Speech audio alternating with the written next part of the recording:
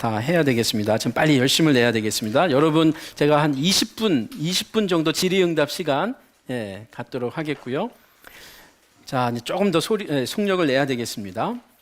9장에서 19장 문맥입니다. 예루살렘 여정에서의 예수님의 사역인데요. 누가복음 전체 안에서 가장 독특한 구조라고 할 수 있습니다. 다른 복음서에 없어서가 아니라 있는데 이것이 더 집중되어 있고 확장되어 있다라는 것이죠. 자, 이것은 다시 우리가 볼 때에 이 사도행전까지 염두에 둘 때 우리가 이해가 돼요. 즉 엑소더스라는 말을 의식적으로 쓰고 있는 저자로서 크게 보면 기독론으로 볼 때 예수님을 모세와 같은 인물로 더 아주 드라마틱하게 소개해 주는 게 있고요.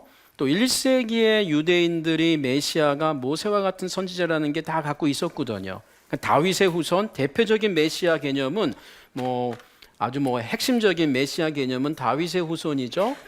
그러면 다윗의 후손은 다윗은 유다 지파죠. 그리고 다윗은 왕가잖아요, 왕. 그러니까 왕적 메시아 개념이 유대인들의 메시아 개념의 주류예요, 주류. 그렇죠? 예. 그런데 1세기의 메시아 개념이 한두 가지가 아니에요. 다 구약의 뿌리를 갖고 있으면서 또 중간기 문헌이라고 하죠. 구약과 신약 사이에 약 400년의 유대교의 이제 문헌들이 나오는데 우리가 보통 중간기 문헌, 유대 중간기 문헌 그러는데 그때 적지 않은 메시아 사상이 발전합니다. 역사적으로. 그래서 우리가 신약 시대를 보면 구약의 뿌리를 당연히 갖고 있으면서 그 400년의 유대 중간기 문헌에서 그 기대했던 메시아 개념도 신약 성경에 소개가 돼요. 근데 이제 주류는 이 왕적 메시아입니다. 유대인들이 메시아를 기다렸다, 신앙을 갖고 있었다라고 할 때에는 구약 성경의 그 주류가 이 예언이었기 때문에 다윗의 후손으로서의 왕적 메시아. 왜? 다윗이 왕가니까 왕적 메시아죠. 그렇죠? 그런데 또 하나 굉장히 중요한 그 메시아 개념은 선지자적 메시아입니다. 선지자적 메시아 개념도 굉장히 주류로 자리를 잡아요. 다윗만큼은 아니지만 이 다윗의 후손 자체가 메시아 개념이 될 만큼 성경의 그 예언 그대로 다윗의 후손에서 올 것을 메시아로 얘기하기 때문에 왕적 메시아인데 이 선지자적 메시아 뿌리는 사실 모세부터 거슬러 갑니다. 사실 모세 때에는 선지자, 왕, 제사장 이게 따로 있었던 것이 아니었기 때문에 그러나 이 모세가 선지자라고 하는 이해는 아주 강력하게 구약 성경 안에서 히브리 성경 안에서 자리를 잡고 있기 때문에 이 모세를부터 시작해서 나와 같은 자 모세와 같은 그 다음에 또 여기 보면은 적지 않게 엘리야 또 그 다음에 또 이사야 전반적인 그 선지자 물론 여기 참 선지자입니다. 구약에 이제 거짓 선지자도 적지 않아요. 그래서 이제 참 선지자인데 여러분 잘 보시면 왕가는 아버지가 왕이면 아들도 왕으로 가는 거예요. 그렇죠? 이 점에서는 제사장과 함께 그렇죠? 여기는 그 가문으로 가는 거예요. 선지자는 어떻게 돼요? 아버지가 선지자라고 아들이 선지자가 돼요? 아니요. 말씀이 임하면 선지자 되는 거예요. 하나님이 부르면 선지자가 되는 거예요. 그래서 어떤 선지자들은 사실은 이 제사장 가문의 선지자들이 나오죠. 제사장의 아들이어서 제사장 역할을 해야 되는데 말씀이 임하면서 엄밀하게 말하면 제사장 사역은 그만두고 선지자로 갑니다. 왜냐면 이스라엘 이제 포로기 때 대표적인 인물이 에스겔이에요. 에스겔은 제사장 가문의 아들인데 예루살렘이 아니라 포로기에 그발 강가에서 이방 땅에서 말씀이 임하는 거예요. 굉장히 의미가 있죠. 예루살렘에서 임한 게 아니고 이방 땅에서 하나님의 말씀이 임해서 선지자가 됩니다. 근데 이제 선지자도 두 그룹이 있죠. 소위 이 왕가에 있는 선지자가 있고 왕가 출입하는 나단 같은 좋은 선지자도 있었고 적지 않게 이제 그 왕에게 아첨하는 선지자들이 이제 주류를 차지하죠. 그리고 그야말로 광야에 있는 선지자들이 있습니다. 왕과 거리를 두면서 특히 왕들이 극악하게 갔을 때 왕을 계속 하나님의 말씀으로 경고하는 선지자. 뭐 엘리야, 엘리사 대표적이죠. 엘리야, 아합 왕 때 계속 도망다니면서 계속 이렇게 말씀 전하는. 물론 이제 여기 이제 사사들도 있습니다만 그 신약에 보면 사사도 메시아적 호칭으로 이제 얘기하는 게 이제 있습니다. 이것은 호칭이 있어서가 아니라 이제 마지막 사사. 그래서 사사기의 진정한 사사로서 예수 그리스도, 그 우리의 재판장이라는 말 쓰죠. 원래 쇼페트, 이 사사라는 말은 재판관인데 군사적 개념이면서 또 사회 어떤 리더로서 이제 판단을 하는 리더로서 하나님이 왕시기 전에 왕이 세워지기 전에 세운 리더 아닙니까? 그래서 예수님께서 이 사사라고 하는 어법도 사용이 돼요. 이 구약에. 자, 그런데 또 하나는 이제 제사장이죠. 제사장적 메시아 개념인데 이 제사장적 메시아 개념이 가장 약합니다. 신학적으로는 메시아 개념에서.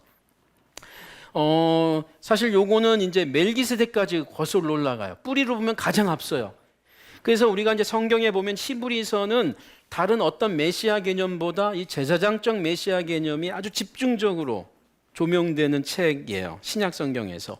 그러나 신약 성경의 주류의 메시아 개념은 이 왕적 선지자적 메시아 이렇게 됩니다. 예수님 스스로 보면은 흥미로운 거, 예수님 스스로 보면 다윗의 후손이라는 건 뭐 그게 뿌리니까 이건 뭐 당연히 예수님이 전제하고 사역을 하고 있죠.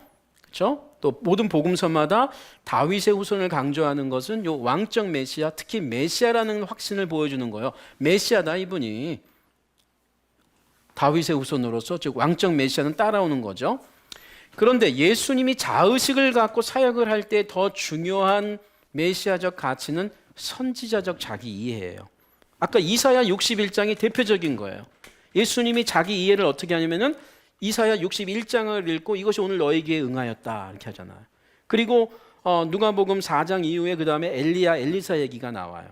유대인들에게 이스라엘 백성들에게 가지 않고 그 사렙다 과부 비유대인들에게 갔던 엘리야와 엘리사를 나아만 장군을 치유한 엘리사 이렇게 얘기하면서 그 유대인들은 굉장히 그 성경에 있는 사건이니까 엘리야 엘리사만큼 바른 선지자를 다 바르다고 얘기해요. 참 선지자로서 다 유대인들이 높였던 선지자가 엘리야 엘리사인데 뜻밖에도 엘리야 엘리사가 그 당시에 일반 유대인이나 그 당시에 왕들이나 귀족들에게는 배척을 당하고 오히려 이방인들이 환영을 해줬잖아요.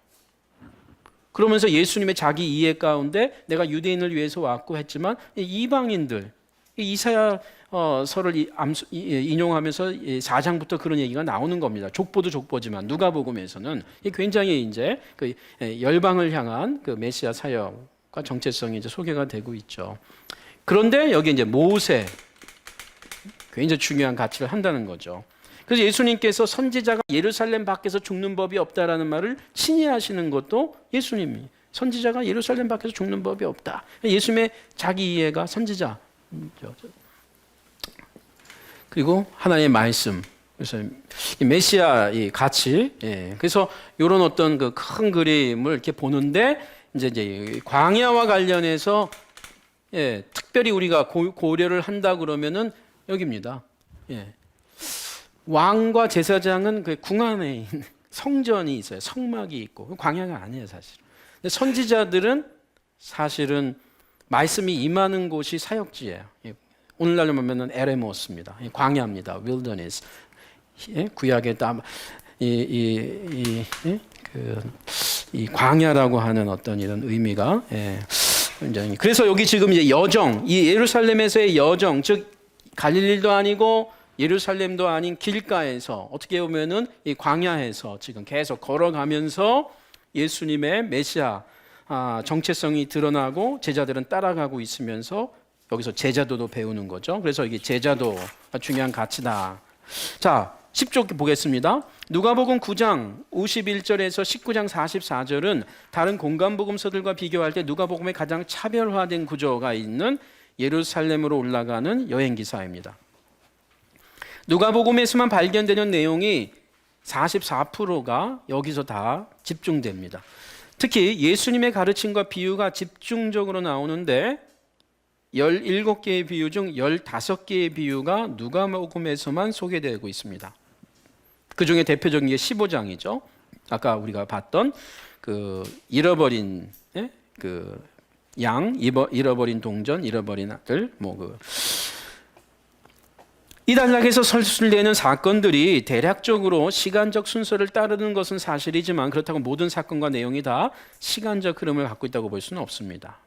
여기서 더 중시되는 것은 계속적이면서도 점진적으로 예루살렘을 향해 올라가는 묘사를 통해 예수님을 향한 하나님의 뜻, 즉 계획이 반복적이면서 발전적으로 나타난다는 사실입니다. 증거 본문들이고요.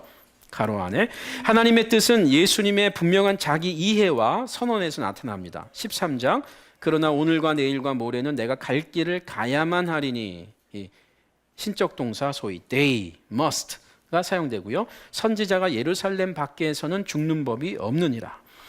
예루살렘을 향하는 예수님의 길 호도스는 실제로 하나님께로 향하는 새롭고 완전한 길을 열기 위한 왕의 행진이며 종말론적으로 성전에 가시화합니다.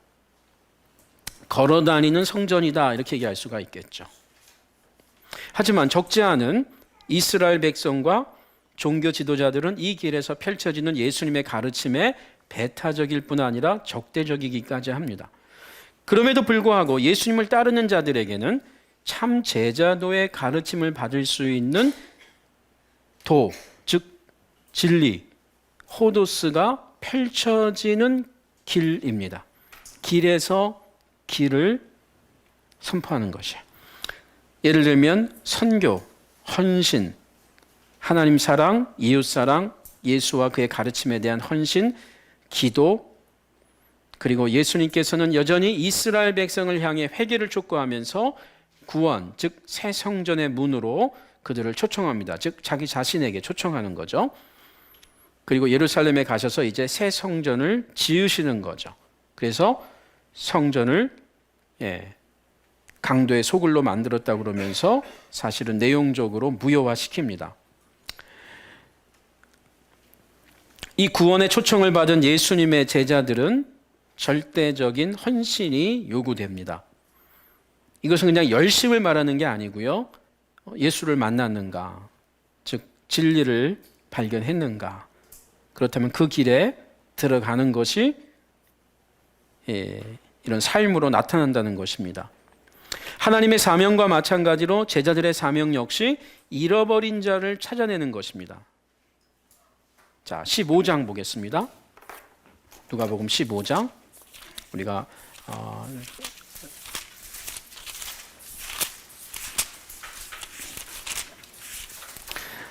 15장인데요. 그 직전에 여러분 보시면 14장 25절에 제자도의 메시지가 또 선포되죠.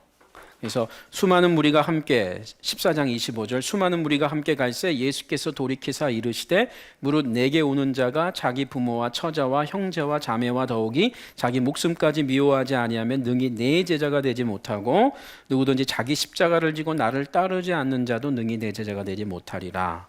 그러면서 28절부터 32절까지 두 개의 비유가 나옵니다. 하나는 망대를 세우는 건축하는 비유, 또 하나는 전쟁에 나가서 다른 왕과 싸우게 되는 어떤 비유. 첫 번째, 두 번째는 문맥만 다른 것, 내용만 다른 것, 핵심은 똑같아요. 먼저 곰곰이 생각하고 나를 따르라는 거예요. 첫 번째 망대를 건축할 때 이런 거죠. 아니, 계산해 보지 않고 건축하는 사람이 누가 있냐? 자기가 갖고 있는 재산하고 이 건축에 들을 비용을 충분히 생각해서 중간에 모자라면 모자랄 것 같다면 건축을 하지 않는 게 낫다는 거예요. 다시 말해 나를 따라오지 않는 게 낫다는 거예요. 그렇죠? 또 하나는요. 전쟁에 나가기 전에 저 사람과 내가 싸워서 우리나라가 저 나라와 싸워서 이길 것인지 안 이길 것인지를 충분히 생각하고 보고 질 것 같으면 화해를 초청하고 화친을 맺고 이길 것 같으면 싸우라는 거예요. 그게 전쟁의 가장 기본적인 상식적인 사고가 아니겠느냐는 거예요. 그러면서 촉구가 뭐냐면 누구든지 나에게 올 수 있지만 누구든지 내 제자가 될 수 있는 건 아니다라는 거예요. 그렇죠? 그래서 여기서는 상당히 진지할 것을 요청합니다.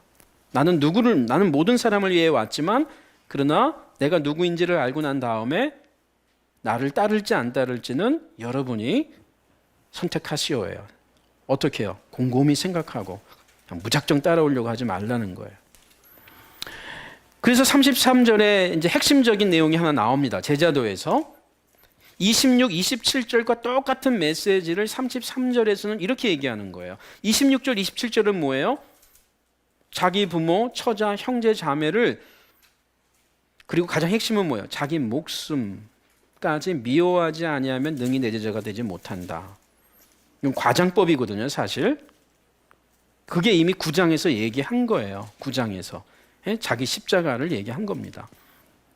그래서 여러분이 이 본문을 오해하시면 안 돼요. 예수 믿으면 다 부모 형제를 다 미워하라는 문자적인 말이 아니죠. 이거만으로는요. 우선권에서 뒤처질 수 있는 상황이 있다는 거예요. 예수의 제자는 하나님의 나라와 예수가 가장 우선적인 자리에 자리매김하는 것인데, 그 예수님이, 그 하나님의 나라가 부모와 자매, 자녀, 처자를 무시하는 하나님 나라도 아닐 뿐더러 예수님도 아니기 때문에 걱정할 건 없다. 그러나 어떤 때에는 어떤 개인에게는, 어떤 제자에게는 이러거냐 저거냐라고 할 때 보일 수밖에 없는 선택의 상황도 있다는 거죠. 근데 그것은 부모를 미워하는 것 자체는 아니지만 예수의 제자로 살 때 본의 아니게 뒤처지게 되는 일들이 있을 수 있다라는 겁니다. 그러나 이것을 과장법적으로 얘기하는 건 분명히 맞아요. 초점, 집중력, 이건 분명히 있다는 것입니다. 감사하게도 우리의 주님은 형제, 자매, 가족을 무시하는 분은 아니에요. 그러나 예수님은 친히 그런 삶을 사셨습니다만 십자가에서 최대한 가족의 관계, 이 땅의 관계를 무시하지 않는 분이지만, 그러나 부모가 다 이해할 수 없는. 그래서 초대교회는요, 대한가족 공동체였습니다.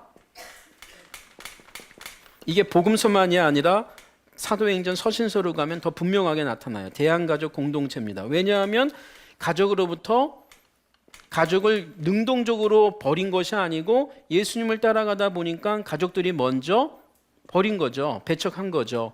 그래서 대한가족 공동체로서 사도행전이 보여주는 것이에요. 자기 것을 자기 것으로 여기지 않고 물건을 나눈다는 것은 그 물건을, 재물을 서로 늘 나누라고 하는 것만이 아니라 저 큰 그림은 복음서에서 이미 말한 대로 누가 내 형제고 누가 내 부모냐, 하나님의 말씀을 듣는 자가 내 형제요 내 부모다 할 때 가족관계를 무시하는 게 아니라 이제 예수님을 따르는 제자들은 소위 오늘날의 교회라고, 그리스도의 몸이라고 하는 공동체는 대한가족, alternative family가 된다는 거예요. 예수 그리스도의 피로 맺어진 새로운 가족인데, 이것은 이 땅의 가족보다 더 끈끈한, 끊을 수 없는 새로운 가족이 된다는 거예요. 이것이 초대교회가 품었던 신앙입니다. 그래서 가족 공동체냐를 물어보는 거예요. 사도행전. 그리고 초대교회가 부족함이 많이 있었지만 가족처럼 서로 살았다는 거예요. 여러분, 이런 가족처럼 사는 것이 500명 넘어가면 불가능합니다. 1000명 넘으면 불가능해요. 100명만 넘어도 쉽지가 않아요. 그러니까 이제 오늘날 목사님들이 어떤 고민을 하는 거예요. 100명 넘어가면 이제 소위 뭐 셀이라든지 어떤 이름, 다락방이 됐든 뭐가 됐든 그 이렇게 10명, 15명, 20명, 전 좋다고 봅니다. 그렇죠? 모든 교회가 그렇게 하지 못하니까 성도들이, 그러니까 하나의 그런, 어떤 분들은 뭐예요? 아예 능동적으로 50명 이상은 하지 않으려고 하는 분들이 그래서 있죠. 그런데 저는 그렇게 봐요. 숫자가 절대적이지는 않다고는 봅니다. 그런데 영향은 미치는 것 같아요. 이건 굉장히 고민입니다. 그래서 어떤 분은 이렇게 하죠. 교회가 몇백 명 이상 되니까 어떤 주일, 심지어 한 달에 한 번 안 모이는 거예요. 흩어지는 거예요, 그냥. 교회가 뭐냐? 우리끼리 잘 되는 게 아니고 정말, 그래서 한 달에 한 번은 그 지역별로 모여서 거기서 말씀 전하라는 거예요. 물론 말씀 어느 정도 이렇게 좀 주고, 그래서 리더 될 만한 분들이 헌금도 거기서 하고, 심지어 어떤 교회는 그렇게까지 많은, 굉장히 적지만 거기서 생긴 헌금으로 여러분들이 결정해서 여러분들이 하나님의 이름으로 선한 사업을 하라고까지 독립성도 줍니다. 하나의 교회인데. 저는 이것은 오늘날 모든 교회가 이렇게 되면은 좀 그럴 수는 있겠지만 지금 이런 교회들이 좀 생겨야 된다고 봐요. 워낙 오늘날 교회라고 그러면 딱 너무 정형화되어 버렸어요. 오늘날 교단에 관계없이 다 장로 뽑아야 되고 네? 감리교도 장로 뽑고 침례교도 장로 뽑고 회중교회의 성격이 사라져 버렸어요. 저는 회중교회만 성경적이라고 보지도 않거든요. 전 장로교 목사로서 교인으로서. 그러나 저는 동시에 장로교만 가장 성경적이라고 저는 생각하지 않아요. 죄송하지만 하나의 성경적인 어떤 그 교회 행정을 드러내는 하나의 방식인 것은 분명히 저는 적극적으로 인정하고 말하지만 장로 제도만이 가장 성경적이다라고 하는 것은 뭐 교단에서는 그렇게 얘기하는 게 좋겠지만 저는 좀 회중 정치, 이게 다 종교개혁 이후에 나온 뿌리들인데 여러분 그거 참 쉬운 게 아닙니다. 그래서 그런데 중요한 건 말이죠. 제가 이런 거 나누려고 하는 건 뭐냐면요. 종교개혁의 그 뿌리 안에서 나름대로 지혜가 있고 전통의 가치가 있거든요. 그러면 최소한 우리가 종교개혁의 후예들답게 그 종교개혁의 우리 선배들이 처음에 했던 그 가치를 살려야 되는데 지금은 그것도 다 제각각이라는 거예요. 그럼 장로교가 장로교 지금 시스템을 잘 갖고 있다고 생각하세요? 그렇지 않아요. 그러면 침례교는 그런 것 같아요? 침례교도 그렇지 않습니다. 감리교회 지금 웨슬리가 지금 감리교회를 보면 한탄을 할 거예요. 칼빈도 한탄하겠지만 장로교를 보고. 서로 좀 배워야 되는데 서로 그냥 같이 가요. 안 좋은 건. 그래서 사실 그래서 오늘날 제 초점은 이겁니다. 뭐 장로교든 침례교든 감리교든 오순절이든 좀 기존의 그 교단의 어떤 정체성 안에서 교단의 어떤 일반적인 흐름 안에서 각 교단 안에서 좀 대한 교회적인 공동체가 좀 있었으면 좋겠어요. 그래서 좀 충격을 줬으면 좋겠어요. 교회가 원래 이런 건 아니었다라는 것을 좀. 요즘 이런 말도 해요. 이거 얘기하면 우리 본문을 못 다루니까요. 그래서 여러분 좀 고민해 보시기를 좀 바라고요. 그래서 정말 교회의 본질이 뭔지 그리고 그 본질이 아닌 것들은 얼마든지 여유를 갖고 좀 할 수 있도록 해야 되는데 너무 빵 찍듯이 모든 교회가 이렇게 가야 된다고 생각하는 게 지금 참 아쉬움이 많이 있다는 것입니다. 자, 이것은 다 신학의 부재 중에 하나라고 봐요. 목회자가 신학의 부재, 이것은 정체성이 분명하고 자기 인식이 분명하면 교회가 뭔지에 대한 본질이 분명하면 과감하게 갈 수 있거든요. 주위에서 어떻게 얘기하든지 간에. 그 점에서 오늘 우리 시대는 좀 그런 대안적 교회 공동체 모습이 좀 많이 나왔으면 좋겠고요. 어떻게 보면 지금 이 토바 모임도 제가 볼 때는 교회에 있어서 대안적 모임이기도 하고 신학교에 있어서 대안적 모임입니다. 아주 임브로이닉하지만 초기 아주 이제 막 시작하는 어떤 거지만 저는 이런 것들이 신학교도 지금 너무 병들어 있거든요. 신학교도 대안적 신학교들이 자꾸 나와야 돼요. 좀 그렇지 않으면 정신을 못 차리는 거예요. 지금 신학교들이. 신학교가 왜 존재하는지에 대한 그 본질적인 것이 지금 점점 희석되고 있잖아요. 교회도 마찬가지예요. 그러니까 신학교가 그렇게 되니까 교회의 리더가 될 분들이 신학교의 모습을 보면서 굉장히 안 좋은 거에 담대해지는 거죠. 그러니까 오늘 교회에 나아가는 분들, 사역하는 분들도 그런 어떤 배경을 갖게 되지 않는가 이런 생각을 합니다. 자, 지금 사실 오늘 신학교에 뭐 100명이 들어오든 50명이 들어오든 사실 누구든지 들어갈 수 있어요, 신학교는. 그런데 1년 차, 1학기 차, 2학기 차에 생각해야 되는 거예요. 나 정말 이 길 가는 게 맞나? 고민을 곰곰이 해야 됩니다. 그리고 빨리빨리 결정하는 게 나아요. 왜냐하면 꼭 목회자, 사역자 가는 것만이 꼭 전부가 아니잖아요. 그래서 지금 이것은 제자도의 가르침에 있어서 모든 그리스도인들이 고민해야 될 것이지만 우리가 사역에 있어서 15장은요. 자, 이런 어떤 제자도의 메시지를 엄청 강조하고 난 직후에 15장에 가면 제자들도 제자들이지만 또 한편으로 세리와 죄인들이 말씀을 들으러 가까이 나아오면서 바리새인들과 서기관들이 수군거리는 거죠. 왜냐하면 바리새인들과 서기관들은 그 당시에 어떻게 보면 제자들이거든요. 모세의 제자들이거든요. 모세의 제자들이 지금 예수님에게 문제 제기를 하는 문맥입니다.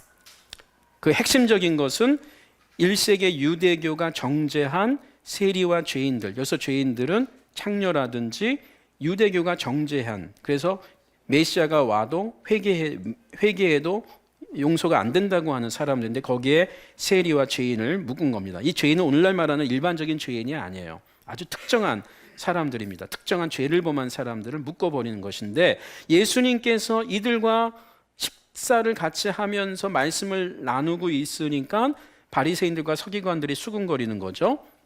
자, 이런 문맥에서 예수님이 주시는 메시지가 3절 이하입니다. 자, 그러면 결론적인 얘기만 하겠습니다. 여기 반복해서 나오는 게 뭔지 아세요? 7절 보세요. 이와 같이 내가 너에게 이르노니 이와 같이 죄인 한 사람이 회개하면, 자, 죄인이 나오죠. 죄인 맞다. 죄인 인정해요. 정말 용서받지 못할 죄인인데 그 다음에 중요한 게 뭐예요? 이 사람이 자기 죄가 뭔지를 알고 회개했다는 거예요. 회개하면 하늘에서는 회개할 것 없는 의인 99으로 말미암아 기뻐하는 것보다 더하다. 그러면서 기쁨이 나와요. 하늘의 기쁨. 그리고 잔치가 나옵니다. 6절에 가면 잔치, 기쁨 잔치. 이게 계속 반복적으로 나와요. 자, 잃어버린 드라크마 비유에서도 10절 보세요. 내가 너희에게 이르노니, 자, 9절에 잔치 나오죠. 기쁨 잔치 나오죠. 찾고 난 다음에 잃었는데 찾았죠. 그 다음에 이와 같이 죄인 한 사람이 회개하면 하나님의 사자들 앞에 기쁨이 되느니라. 그래서 회개, 죄인 한 사람, 회개, 하늘의 기쁨, 잔치, 기쁨. 예? 이게 나오죠. 음식을 먹고 그러는 거. 자, 지금 예수님이 음식 먹는 게 그냥 먹는 게 아니라 잔치라는 거예요. 내가 저 사람들과 음식 먹는 게 그냥 음식 먹는 게 아니고 이거 하나님 나라 잔치하고 있는 건데 너희들 잔치 왜 안 들어오냐? 빨리 들어와라는 건데 옛날 과거만 갖고 얘기하는 거죠. 저 사람들이 어떤 사람들이었는데 지금은 뭐예요? 이미 회개했는데. 회개를 전제로 하는 겁니다. 그냥 세리와 죄인들이 아니고 돌아온 마태. 지금 예수님의 제자 가운데 세리가 있잖아요. 자, 11절 이하 보세요. 이제 핵심 중에 핵심입니다. 자, 그래 두 아들들이 나오죠. 그런데 하나님이 아버지로서 비유가 되면서 아버지가 끌어안는 거죠. 근데 그 둘째 아들은 정말 아주 불효막심한 거예요. 아버지가 빨리 죽기를 바라는 아들이었어요. 살아있는데 재산 달라는 것은 그 당시 문화에. 그런데 아버지가 주죠. 그리고 오랫동안 죄를 범하는 세계에 있다가 그리고 돌아온 거예요. 즉 회개한 거예요. 그랬을 때 하나님이 받는 거죠. 회복시키는 거죠. 22절 이하가. 그렇죠? 옷을 입혀주죠. 신을 신겨주죠. 가락지를 끼워주죠. 모든 관계의 회복이죠. 가정 안에서의 잃어버렸던 빼앗겼던 것을 회복시켜주죠. 그리고 잔치하죠. 송아지 잡습니다. 살진 송아지입니다. 다시 말하면 비싼 송아지예요. 그리고 잔치 벌이죠. 그때 맏아들, 첫째 아들이 화를 내는 거죠. 근데 어떤 게 소개합니까? 심지어 종은 당신의 동생이라고 정확하게 그 둘째 그 주인의 둘째 아들을 정확하게 소개하죠. 당신의 동생이라고 그러잖아요. 응? 당신의 아버지가 27절 보세요. 종이 설명해 주잖아요. 그러니까 28절에 첫째 아들이 뭐라고 그래요? 응? 자기 동생이라고 하는 이해보다는 당신의 아들, 이렇게 아버지의 아들, 관계가 이제 멀죠, 벌써 이미. 31절 아버지가 이르되 얘 너는 항상 나와 함께 있으니 내 것이 다 내 것이로되 이 동생은 죽었다가 살아났으며 내 동생이라고 그래요. 내가 잃었다가 얻었기로 우리가 즐거워하고 기뻐하는 것이 마땅하지 아니하냐. 그래서 여기서 지금 예수님이 이 비유를 하는 관계성을 한번 보세요. 그래서 여러분 성경의 그 복음서의 비유를 이해하실 때 굉장히 중요한 해석의 초점이 그 비유를 하는 컨텍스트예요. 그 비유를 누구에게 하느냐, 제자들에게 하느냐, 사람들에게 하느냐, 지금 여기서 보는 것처럼 세리와 서기관들에게 하느냐, 이 비유가 누구에게 하느냐가 굉장히 중요하고요. 그리고 처음과 마지막이 굉장히 중요해요. 비유를 해석할 때에는 거기에 거의 전부가 다 있어요. 이 비유의 초점이. 우리 지금 이 누가복음 15장 세 개의 비유지만 하나의 비유거든요. 사실은 하나의 비유입니다. 근데 마지막 세 번째 소개되고 있는 비유를 볼 때에 아버지가 있죠. 하나님이에요. 문맥을 보시면. 그리고 여기에 두 아들이 있어요. 첫째 아들, 둘째 아들. 그렇죠? 근데 문맥을 보면 첫째 아들은 누구예요? 바리새인이고 그리고 서기관입니다. 그 당시에 일반 유대인이 아니고요. 정말 하나님을 엄청 섬기는 사람들이죠. 유대인 전체라고 할 수 있지만 특별히. 그리고 여기는 세리와 소위 죄인입니다. 그렇죠? 네. 그래서 이 둘째 아들 비유 같지만 사실은 성경은 이 아버지의 비유라는 거죠. 하나님의 마음. 네. 그런데 같은 유대인인데 여기 단절돼 버렸어요. 그리고 여기만 보는 거죠. 그렇죠? 그러면서 11조 박하, 기타 제물, 희생 제물, 기도 여기는 막혀 있어요. 지금. 그렇죠? 그런데 이들은 제가 강조, 예수님의 비유처럼 과장하면 이들은 99%가 옳아요. 열심히 살았어요. 진실하게 최선을 다해 살았어요. 그 첫째 아들이 일하다가 돌아온 거 소개하죠. 비유에. 일하다가 돌아왔는데 잔치를 벌이는 거예요. 왜 잔치가 있지? 들었더니 둘째 아들이 돌아왔다는 거예요. 자, 여긴 끊임없이 일합니다. 여기는요, 늘 놀던 사람들이에요. 그런데 여기는 1%밖에 잘한 게 없어요. 그 1%가 뭐냐면 돌아온 거예요. 잘 보세요. 여기는 모든 게 훌륭해요. 그런데 1%가 부족해요. 여기는 모든 게 잘못됐는데 1%, 여긴 99%가 잘못됐는데 1%가 딱 맞았어요. 근데 이 1%가 뭐냐면 여긴 1%가 부족하고 1%가 만든 거의 핵심은 뭐냐면요. 하나님을 향하여 자신이 죄인이라는 의식이 여기는 없어요. 없어져 버렸어요. 자기도 모르는 사이에. 여기는 다 잘못했는데 좋은 점이 뭐냐? 남들이 뭐라고 했을 때 거절하고 부정하긴 했지만 자기들 속으로 자기 자신이 죄인인 걸 알고 있었어요. 근데 하나님 앞에서 자신이 죄인이라는 것을 아는 것은 누구든지 간에 있어야 할 기본 중에 기본이었던 거예요. 누구도 하나님 앞에서. 그런데 여기는 늘 사람들만 보다가 정죄만 하고 정작 일도 열심히 하다 보니까 오늘날로 말하면 새벽기도처럼 한 번도 안 빠진 거죠. 이런 분들은 좀 빠지셔야 돼요, 좀. 자기 의가 너무 강한 거죠. 왜? 주위만 보면 저 사람들도 예수 믿나 싶은 거죠. 그런데 자기도 모르는 사이에 하나님 앞에서도 감사 기도만 나오는 거예요, 늘. 한탄, 애통, 회개 기도는 빠져버렸어요, 어느 순간부터. 감사 기도가 좋은 거죠. 근데 이 감사 기도가 어디서부터 나오는 감사냐면 죄인이라고 하는 의식이 점점 사라져 버리는 거예요. 근데 이것은 너무 결정적이고 너무 본질적인 거예요. 그렇죠? 하나님 앞에서. 그래서 너무 억울하죠. 우리가 왜 슬피 울며 이를 갈아야 합니까? 왜 우리가? 이건 굉장히 이것은. 그래서 여기 지금 관계예요, 관계. 그렇죠? 그래서 이 안에서 여러분 예수님께서 말씀하시는 건 뭐냐면 나는 지금 아버지의 마음으로 와서 이들과 만나고 있다는 거예요. 회개했으니까 은혜 받고 치유받고, 예? 질병 치유받고 하나님 말씀 안에 나를 따르고 있고, 마태라든지 삭개오라든지 뭐 이런 거죠. 그렇죠? 근데 이들은 뭐예요? 이거 과거로 끝나버린 거예요. 이거 여전히 죄인이에요. 한때 죄인이가 여전히 죄인. 이렇게 자기는 의인 돼버렸고. 그래서 지금 예수님이 이 얘기하는 거죠. 나는 지금 아버지의 마음으로 와서 잃어버린 자를 찾고 있다라는 거죠. 그리고 아버지의 마음으로 지금 가락지 끼워주면서 음식 먹고 있다는 거예요. 잔치하고 있다. 하나님 나라 잔치한다는 거죠. 그런데 안 들어오는 거예요, 지금. 여기 첫째 아들처럼 안 들어오는 거예요. 그래서 이 본문에서 진정한 탕자는 둘째 아들이 아니고 첫째 아들이에요. 집안에 있는 탕자예요. 한 번도 나가보지 않은, 한 번도 교회를 벗어나 보지 않은 탕자들이 지금 많습니다. 자기 의 속에 살고 있는. 네? 이런 분들은 밖에 좀 나갔다 와야 돼요. 한 2, 3년 교회 안 다니는 게 좋습니다. 여러분, 이 메시지가 예수님은 지금 내일 하는 게 아니고 아버지가 인간 뭐예요? 아버지 집에 늘 살고 있는데 아버지 마음을 모르고 아버지의 말을 지금 지키고 있는 사람들이니까 너무 이게 참 억울하고 안타까운 거죠, 사실은. 아버지 집을 떠난 적이 없는데 아버지 마음, 아버지의 말을 문자적으로만 지키고 아버지의 마음은 모르고 있어요. 이게 지금 저와 여러분의 모습일 수가 있는 겁니다.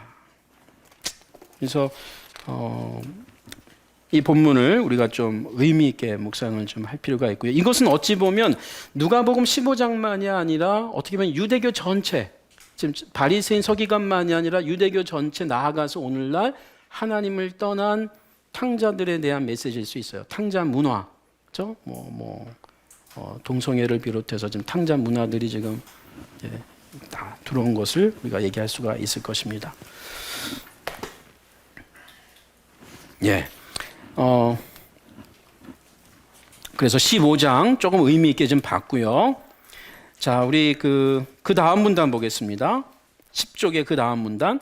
예수님의 탄생과 17장까지 좀 넘어갔습니다. 예수님의 탄생과 사역으로 이미 도래한 하나님 나라의 현재성은 또한 인자, Son of Man, 인자가 나타나는 구원과 심판의 마지막 날에 완전히 임하게 될 미래적인 통치를 여전히 성경은 얘기합니다. 그러니까 하나님 나라의 현재성을 강조하는 걸 이해할 수 있어요. 왜요? 구약 시대의 오랜 수천 년으로 비교하면 그 오랫동안 기다렸던 하나님 나라의 미래가 현재화된 것은 어마어마한 현실이에요. 종말이 우리 가운데 들어왔다는 것. 그러니까 지금 우리도 강조하는 것은 여전히 중요한 거예요. 그러니까 구원파여서가 아니라 구원의 현재성은 그냥 구원의 현재성이 아니라 종말에 임할 구원이 오늘 우리 가운데 들어왔다. 예수 안에서 그 특권과 어떤 가치와 감격은 우리가 지금도 누리고 선포해야 돼요. 사실. 그런데 우리가 종교개혁의 후예들로서 종교개혁 시대까지만 해도 이 미래적인 가치에 더 강조점이 있었던 것 같아요. 크게 볼 때에는. 그러다 보니까 미래적인 내용을 많이 얘기했습니다. 구원의 미래성. 현재성도 얘기했지만 그때 슬쩍슬쩍 지나가고, 그러니까 구원의 미래성을 강조하니까 성도들에게는 어떤 게 남아요? 그 구원의 확실성을 붙잡고 싶은데 좀 아쉬움이 계속 남는 거죠. 그때 교회가 소위 권세의 이름으로, 권위의 이름으로 그 현재성을 값싸게 나눈 거예요. 예수님으로 나누면 좋았는데 그것을 값싸게 나누면서 교회 예배당 헌금을 한다든지, 베드로 성당 대표적으로, 베드로 성당만이 아니죠, 로마에. 또 이스라엘을 방문하고 온다든지, 그렇죠? 또 급기야는 이제 또 그 고해성사 가운데, 그리고 급기야는 면죄부를 팔면서 죄 용서의 확신성을 준 거예요. 즉 구원의 현재성을 주기 시작한 겁니다. 그래서 나름대로 통로는 만들어 놨어요. 중세교회가. 소위 신학적으로 미래성과 현재성을 갖고는 있었어요. 근데 그 현재성이 굉장히 타락한 현재성이었습니다. 그래서 종교개혁자들은 그 현재성을 건강하게 회복시켰던 분들이에요. 어떻게 해요? 성경을 통해서. 성경의 가르침 그대로 예수 안에서 우리가 이미 종말의 구원이 현재화됐다는 걸 가리키면서 믿음, 예수 그리스도를 믿음으로써 우리가 구원이 이미 우리 가운데에 현실화됐다는 것을 선포했습니다. 그게 칭의를 중심으로 한 성경의 구원의 현재성을 강조해 준 거예요. 확신성도 얘기해 주고, 구원이 우리에게 있는 것이 아니고 예수 그리스도의 사건 안에 우리가 들어가는 것이다. 그렇죠? 그래서 굉장히 의미 있게 선포를 함으로써 중세교회의 균형을 잃어버린 구원의 통전성 안에서 잃어버린 시제를 회복시켜 줬어요. 그것이 500년 온 겁니다. 16세기 이후에. 그러니까 개신교는 점점 복음을 증언할 때 잘 생각해 보세요. 중세교회는 쭉 보면 태어나면서부터 성도예요. 그렇죠? 독일이든 프랑스든 영국이든 예? 이태리든 오랜 세월 동안 그들은 태어나면서 그 모태 신앙이고 유아 세례 주고 기타 등등 하면서 자랐잖아요. 중세교회가. 예? 그러는 가운데에 그 현재성을 그렇게 어떻게 보면 팔았는데, 자, 종교개혁자들은 그 점에서 모태 신앙이든 아니든 3대든 10대든 이 구원의 이 어떤 이 개별성을 강조하면서 그러면서 성령의 역사를 교회가 세례 줄 때 임하는, 즉 제도적 영으로 만들지를 않았고요. 그리고 완전하게 인격화시키면서 성령의 역사를, 공동체적인 역사를 인정하면서도 이 개별화시킨 역할을 했습니다. 왜냐하면 중세교회는 교회가 세례를 줄 때 성령이 임한다고 가르쳤어요. 그러니까 내 안에 성령이 있는지 없는지를 고민하지 않게 했어요.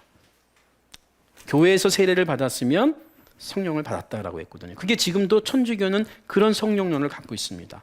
세례 받을 때 성령이 임한 거야. 내가 의식을 하든 못하든 하늘의 영역이고 신비한 영역이기 때문에 내가 모른다고 해도 하나님이 역사한 거. 그래서 이제 요한복음을 강조하겠죠. 바람이 어디서부터 이런 부분들만 강조했어요. 그런데 종교개혁 이후에는 성령의 역사는 분명한 본문들을 강조하게 됩니다. 개별화시키고 체험적을 강조하게 되고. 자, 어쨌든 이제 이런 균형을 위해서 이제 없었던 본문 발견하게 되고 있었던 본문이 이제, 그런데 종교개혁 이후에 500년 동안 큰 흐름 안에서 우리가 균형을 또 하나 잃어버린 것이 뭐냐면, 과거에 구원의 현재성을 무시했던 중세교회에서 미래성만 강조하다가 구원의 확신을 면죄부를 중심으로 주면서 잘못된 현재성을 회복시키고 그 현재성을 강조했죠. 왜요? 구원의 미래적인 걸 너무 강조하다 보니까. 그런데 지금 우리는 또 한편으로 지금 한국교회만이 아니에요. 전반적인 이 개신교가 구원의 미래성이 너무 약화돼 버렸어요. 그리고 나아가서 구원의 가치를 너무 좁게 만들어 버렸습니다. 오해하지 마세요. 저는 사형리를 중심으로 사형리 CCC 간사들이라든지 이런 분들이 지금도 그렇고 어마어마한 공헌이 많아요. 전 세계적으로. 그건 전혀 제가 얘기하는 거. 그런데 분명하게 우리가 아셔야 될 것은 성경의 가르침이나 복음의 통전성을 너무 단순화시켜 버렸어요. 예수 믿는 거, 제자 되는 거, 또 성도로서 자라야 될 것들이 너무나 많이 생략이 돼버리고 그냥 예수님 믿으면, 복음 믿으면 예수 믿는 거, 그리스도인이 되는 거, 구원 받은 것으로 너무 축약시켜서 소위 복음을 사영리로만 좁혀버렸기 때문에 그 안에서 예수 믿고 난 다음에 남은 과제, 특권, 어떤 가치가 굉장히 축약돼 버렸어요.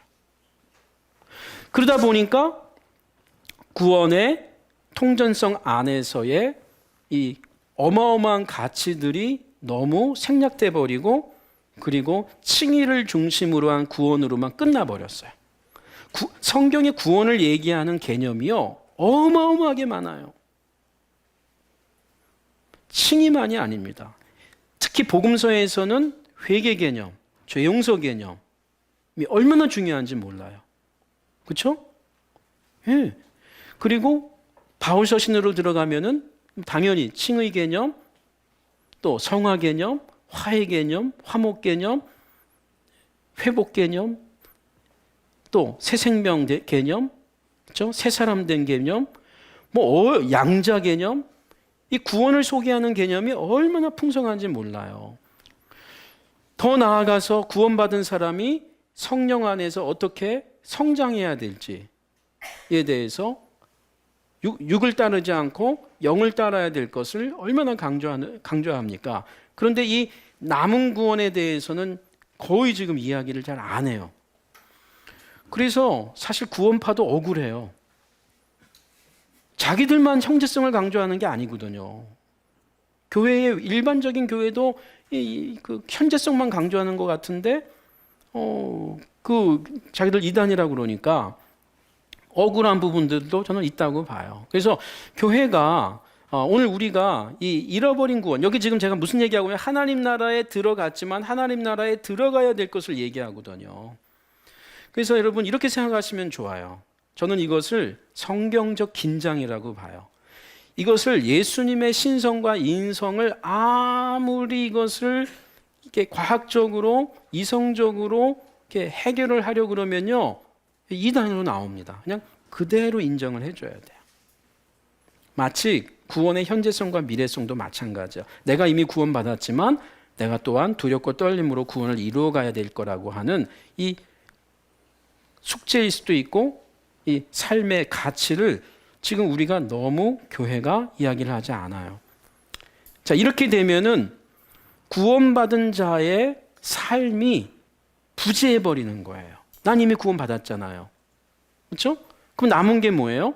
그걸 누리라는 것만 얘기하는 거죠. 맞아요. 누려야 돼요. 그러나 누리는 것만이 아니라 두렵고 떨림으로 누려야 되는데 두렵고 떨림이 사라져 버리는 거예요. 그래서 성경은 사실 바울의 삶을 보면요, 바울이 그렇게 하나님의 복음을 전하면서 많은 사람을 주께로 돌이켰지만 그가 끝까지 갖고 있는 게 뭐예요? 내가 하나님 나라에 떨어지지 않기를 그가 늘 깨어 있어요. 이거 놀라운 일 아니에요? 그가 하나님의 시민 된 것에, 구원받은 것에 감격하고 감사하는 분이 한편으로 보면은 그 여지를 남겨놓잖아요. 저는 이것이 그 잘못된 그 신앙이라고 보지 않아요. 이런 거예요. 우리가 일상생활에 이런 게 굉장히 많습니다. 실제적으로 여러분 건강하면 고맙죠, 감사하죠. 그럼 건강한 사람이 병원에 안 갑니까? 나는 건강하니까 병원 안 가. 또 병이 있으니까 병원 가야지. 그러나 여러분 의사 선생님들이 뭐라고 그래요? 또 의학적으로 예방이 더 중요한 겁니다. 예방이. 병이 걸리기 전에. 그러니까 우리가 의인이지만, 우리가 구원받은 사람이지만 내가 죄인이라는 의식 가운데, 즉 구원받은 죄인, 의롭게 된 죄인이라는 것 때문에 내가 늘 하나님의 자녀인지에 대한 깨어있음을 갖고 성경을 보고 성경 예배를 드리면서 내가 그리스도인 맞나? 정기적인 체크업이 있어야 돼요. 근데 너무 그리스도인이라는 것을 전제하면서 그 다음에는 거기에 대한 고민만 해도 신앙이 잘못된 것처럼 얘기하는 거, 굉장히 무서운 거예요. 굉장히 무서운 겁니다. 저는 오늘날 교회 안에 비그리스도인들이 많다고 봐요. 근데 본인은 그리스도인으로 알고 있는 게 그게 얼마나 억울한 거예요. 근데 그리스도인에 대한 삶은 없어요. 이게 굉장히 우리의 그냥 인간적인 나약을 말하는 게 아닙니다.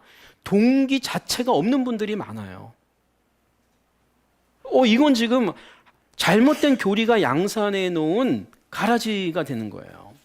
그래서 교회에서 균형 감각을 갖고 메시지를 전해야 돼요. 구원에 대한 감사와 함께 우리가 정말 그리스도인지에 대한 경고의 메시지들이 함께 있으면서 오늘날도 교회 안에 회개가 있어야 돼요. 불신자가 회개하는 것만이 아니라 그리스도인들이 회개를 해야 되거든요. 이 회개는 성화의 과정에서 필연적인 가치예요. 성경에서. 여러분 지금 예수님께서 회개를, 세례 요한과 예수님의 첫째 메시지가 뭐예요? 회개하라예요. 회개하라. 누구에게요? 하나님을 믿고 있는 자들에게.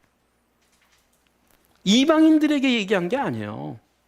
하나님께로 돌이키라는 거예요. 뭐예요? 본인들은 하나님께 나아가고 있다고 생각하고 토라대로 살고 있다고 생각하는데 아니라는 거죠. 회개에 합당한 열매를 맺으라는 거예요. 그러면 그 삶을 보이라는 거죠. 그래서 이 메시지는 오늘 우리가, 여러분 바울이 하나님을 안 믿은 것 같아요? 하나님 믿었어요. 바울은요, 한평생 동안. 그런데 그가 다메섹 도상 이후에 하나님을 만난 거예요. 아브라함의 하나님이기도 하지만 옛날에 하나님, 자기가 믿었던 하나님이기도 하지만 새로운 하나님이 됐습니다. 이게 신비로운 일이에요. 그렇죠? 여러분 바울이 성경을 믿은 것만이 아니라 성경을 연구하고 공부한 사람이에요. 랍비가 되기를. 그렇죠? 가말리엘 문화에서 성경을 공부하고 율법을 공부한 사람이에요. 그런데 그 율법이, 성경이 구약 성경이 되는 겁니다. 눈에서 비늘이 벗겨지면서. 그렇죠? 그러니까 사울은 예수님 만나기 전에도 하나님을 믿었던 사람이고, 그리고 그 열심으로 핍박했던 사람이에요. 그런데 그가 예수님을 만나고 난 다음에 그가 이전의 신앙이 얼마나 잘못된 것인가를 깨닫게 된 겁니다. 그래서 불신앙으로서 신앙의 자리에 간 게 아니고 믿은 사람이 또 다른 믿음으로 들어간 거예요. 사실은요. 이 주제를 우리가 오늘날 좀 한국 교회 안에서 좀 이렇게 심각하게 고민할 필요가 저는 있다고 봅니다. 그러나 구원이 우리에게 달린 게 아니고요. 물론 구원은 하나님의 은혜로 베풀어지는 것인데 그 은혜의 구원이 얼마나 지금 너무나 값싸게 되어졌는가를 지금 얘기하는데, 그 이후에 결정적인 것은 우리가 성경과 복음이라든지 여러 가지 성경의 중요한 가르침들을 너무 단순화시켜 버린 거예요. 단순화시킨 것의 강조점은요, 교회 밖의 분들을 교회 안으로, 하나님 백성, 언약 백성 안으로 데려올 때 이 접촉점으로서의 가치로는 좋아요. 사역이 매우 좋습니다, 이 점에서. 그런데 교회 안에 들어온 이후에도 이 사형리로만 뱅뱅뱅뱅 돌고 있는 복음은 이건 심각한 문제예요. 지금처럼 성경 낙권부터 시작해서 하나님에 대한 광대한 하나님을 알아나가야 돼요. 사랑의 하나님만이 아니라 진노의 하나님, 공의의 하나님이라는 세계를 우리가 봐야 되는데, 여러분 어린아이가 부모를 알죠. 어릴 때, 유치원 때, 초등학생 때, 중학생 때. 그런데 50대, 60대, 70대가 되면서 부모를 어떻게 해요? 새롭게 알아나가는 거예요. 부모님이 돌아가시고 난 다음에 부모를 또 아는 겁니다. 자기 자녀를 결혼시키면서 부모의 마음이 이랬겠구나. 과거 부모를 몰라서가 아닙니다. 이게 인격적인 교제예요. 인격적인 만남과 교제는 계속 새로운 것을 알아나가는 거예요. 근데 이게 멈춰버리는 순간부터, 왜? 나는 하나님을 알고 있다고 생각하니까, 성경을 알고 있다고 생각하니까 이게 멈춰버리죠. 그러니까 이게 죽은 물이 되는 거예요. 죽은 성경이 됩니다, 사실은. 그래서 이런 어떤 그 내용들을 우리가 이 미래성, 아까 제가 그 신학 안에서의 그 여백이 필요하다는 게 다 이런 내용인데, 이 여백이 조금씩 채워져야 되는데, 이 여백이 완전히 없다든지 또는 여백을 전혀 채울 생각을 안 할 때 이제 이런 어떤 오류와 교만이 있을 수밖에 없습니다. 자, 그 밑에 보게, 이제 예수께서는 다시 한번 그의 제자들과 함께 예루살렘에 올라갈 것을 천명하면서 자신의 고난, 죽음을 예언하고 다윗의 자손으로서 질병을 치유하십니다. 삭개오는 드라마틱하게 회심한 아브라함 자손인데 현실적으로 구원 얻기에 너무 힘든 부자이자 죄인이었으나, 자, 요 의미는 뭐냐면요, 앞부분에서 누가복음이 부자가 하나님 나라에 들어가기가 구원 얼마나 어려운지를 이제 얘기를 하죠. 그러나 하나님은 하실 수 있다라는 말을 하죠, 제자들에게. 그런 문맥이고요. 또 죄인이었죠. 삭개오는 세리만이 아니라 세리장이었습니다. 여리고에 얼마나 세리짓을 잘했는지 로마 총독부가 세리장을 입혀줬는데, 그 삭개오가 회심하게 된 거예요. 하나님께서 이런 자도 능히 구원하실 수 있는 분임을 보여주는 대표적인 경우가 삭개오의 사건입니다. 이 일을 통해 예수께서는 다시 한번 자신의 사명을 의식 있게 선포합니다. 인자가 온 것은 잃어버린 자를 찾아 구원하려 함이니라. 15장이죠. 이어서 예수께서는 문화의 비유를 통해 자신의 왕적 권세를 상징적으로 드러냄으로써 종말론적 하나님 나라가 이미 도래한 시기에 온전한 그 나라의 임함을 기다리는 제자들이 어떻게 생활해야 할 것인가를 재차 교훈합니다. 이제 예수님과 그의 제자들은 마침내 예루살렘에 도착하게 되면서 회개하지 못하는 이스라엘 백성을 향해 심판적 예언을 하십니다. 자, 19장 45절부터 21장 38절은 예수님께서 예루살렘 성전을 중심으로 사역을 하시는 것을 보게 됩니다. 예루살렘에 올라가신 이유가 마치 성전에서 가르치시기 위함인 것처럼 보일 만큼 성전을 떠나지 않고 성전에서만 사역을 하십니다. 이것은 그 성전으로 이 땅에 오신 자기 이해와 맞물리는 것이죠. 동시에 이 땅의 성전이 너무 타락한 것을 또 역설적으로 24장 여기는 예수님의 부활과 승천을 소개하고요. 그리고 마지막 53절에서 승천 기사로 끝이 납니다. 자, 이제 예수님께서는 목적지인 예루살렘, 정확히 말하면 성전에 임하심으로 마지막 일주일 사역을 집중합니다. 이 사역 가운데 예수님께서는 종교 지도자들을 중심으로 유대인들과 집중적인 논쟁을 벌이는 가운데 그들로부터 배척을 받으시죠. 이 일의 시작이 성전 청결, 나아가서 심판이라고 얘기합니다. 이것은 실제로 예수님께서 그 당시 유대교 지도자들, 즉 산헤드린 공의회죠. 70명과 72명 그 회원들인데요. 이 산헤드린 공의회의 성전의 지도자들의 그 외식과 율법의 형식적 규례에 대한 부정을 선언하는 것이고, 즉 동시에 심판, 유효기간이 끝났음을 얘기하는 것입니다. 왜냐하면 예수님께서 이 땅에 성전으로 오셨기 때문에 또 다른 성전이 필요 없다는 것이고요. 나아가서 하나님의 성전을 인간의 소굴로, 강도의 소굴로 만든 것에 대한 심판입니다. 이와 함께 계속되는 예수님의 권세에 대해, 권세 싸움이죠. 산헤드린의 권세와 예수의 권세에 대해 이스라엘 백성과 종교 지도자들은 별다른 묘책을 찾지 못하게 됩니다. 한편 예수님의 흉악한 포도원 소작인 비유는 하나님의 사랑하는 아들로서 맞이하게 될 자신의 죽음을 십자가 사건 전에 드러내고 계십니다. 예수께서는 또한 자신이 단순히 다윗의 자손만이 아니라 그리스도로서 다윗의 주가 되심을 20장 39절 이하에서 선포하시죠. 그럼에도 자신을 거부하는 이스라엘 백성을 향해 예수님께서는 예루살렘과 성전의 멸망을 마침내 예언함으로써 종말의 징표로서 소개합니다. 그러나 이때가 결코 끝은 아니라고 얘기합니다. 인자가 권능을 가운데 구름을 타고 자기 백성을 구원하기 위해 임하실 마지막 때가 있다라고 합니다. 다니엘서 7장을 염두에 둔 그 묵시적 메시지이죠. 따라서 제자들은 늘 깨어서 신실하게 기도에 힘써야 할 것을 당부합니다. 누가복음 22장 23장은 십자가를 향하는 예수님의 행보를 구체적으로 묘사해 줍니다. 예수님은 배반당하시고 체포되시고 신문을 당하시는데 결코 범죄자가 아님을 독자들은 복음서 내러티브를 통해 알게 됩니다. 오히려 예수님의 죽음은 하나님의 뜻 가운데 새 언약의 길을 여는 통로가 된다고 소개합니다. 이 문맥에서도 제자도에 대한 가르침이 나타나는데 제자들의 부정적 이미지를 통한 긍정의 효과를 독자들에게 기대합니다.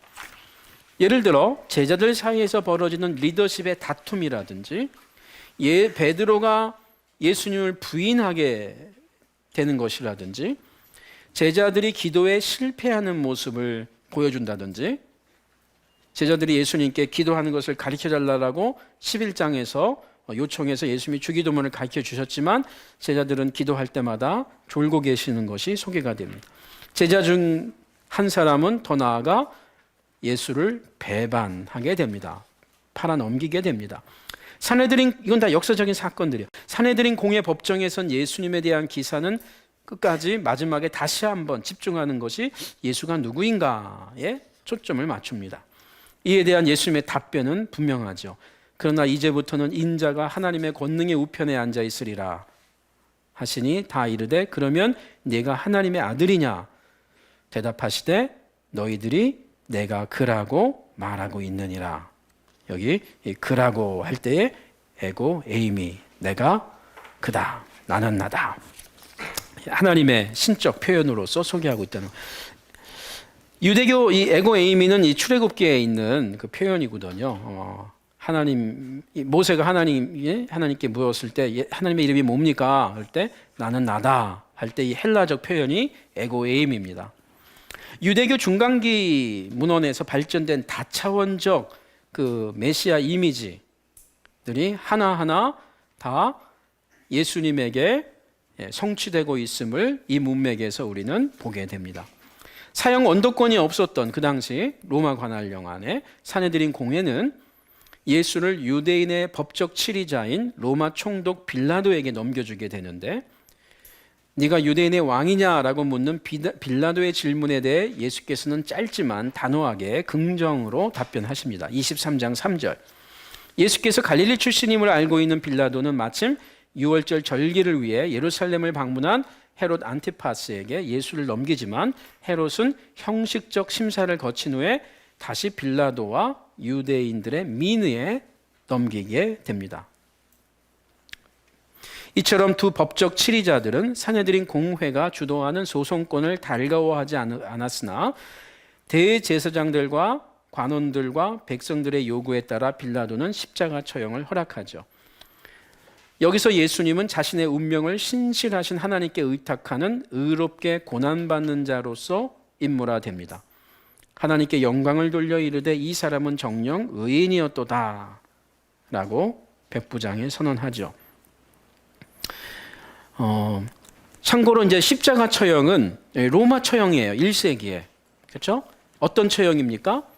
그 독립운동을 하는, 그렇죠? 그래서 로마로부터 독립하려고 하는 그 땅의 그 민족의 리더들을 흉악하게 처형하는 법이 십자가 처형이에요. 그래서 로마가 상당한 관용 정책을 폈지만 어마어마하게 극악으로 처한 형벌은 십자가 처형은 로마의 권세로부터 독립하려고 하는 독립투사들을 향한 처형입니다. 우리나라식으로 말하면 안중근 의사 같은 분은 로마 1세기 문맥에서 십자가 처형을 당하는 사람입니다.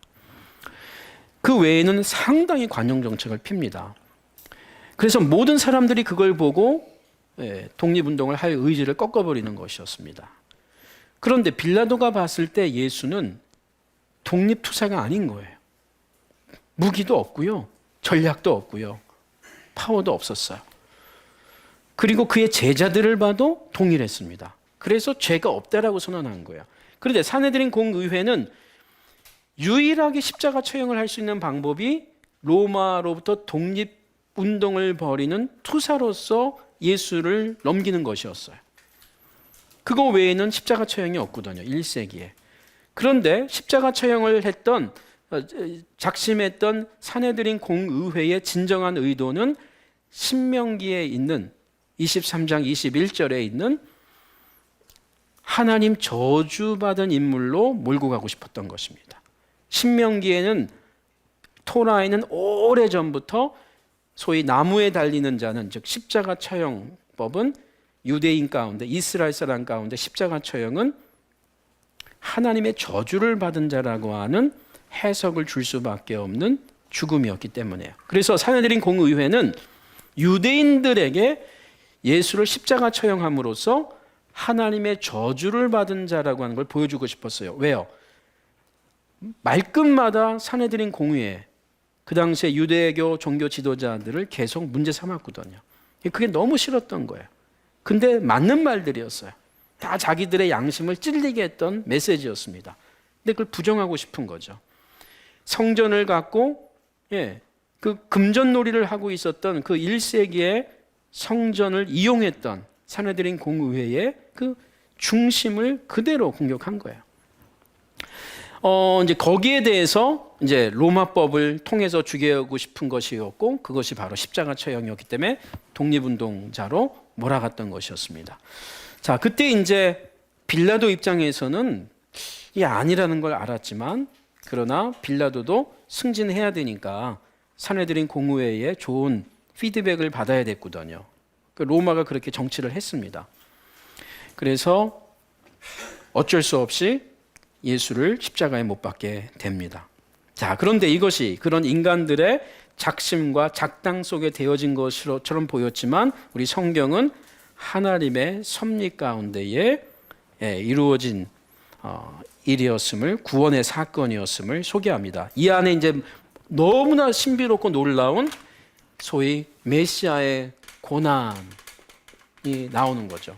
물론 이 땅에 오신 것 자체가 고난이고 사역 현장 안에서 많은 거절과 등돌림 속에서 그가 고난을 받았지만, 그거하고 비교할 수 없는 십자가 처형의 죽음으로 인해서 우리는 그 고난의 주제를 성경에, 심지어 누가복음 24장 또 바울 서신에 보면은 성경을 한마디로 요약하면 뭐라고 그래요? 다 그리스도에 대한 것인데, 특별히 그리스도의 고난과 부활이 모든 성경이 여기에 초점을 맞추고 있다라고 얘기할 만큼 고난을 강조합니다.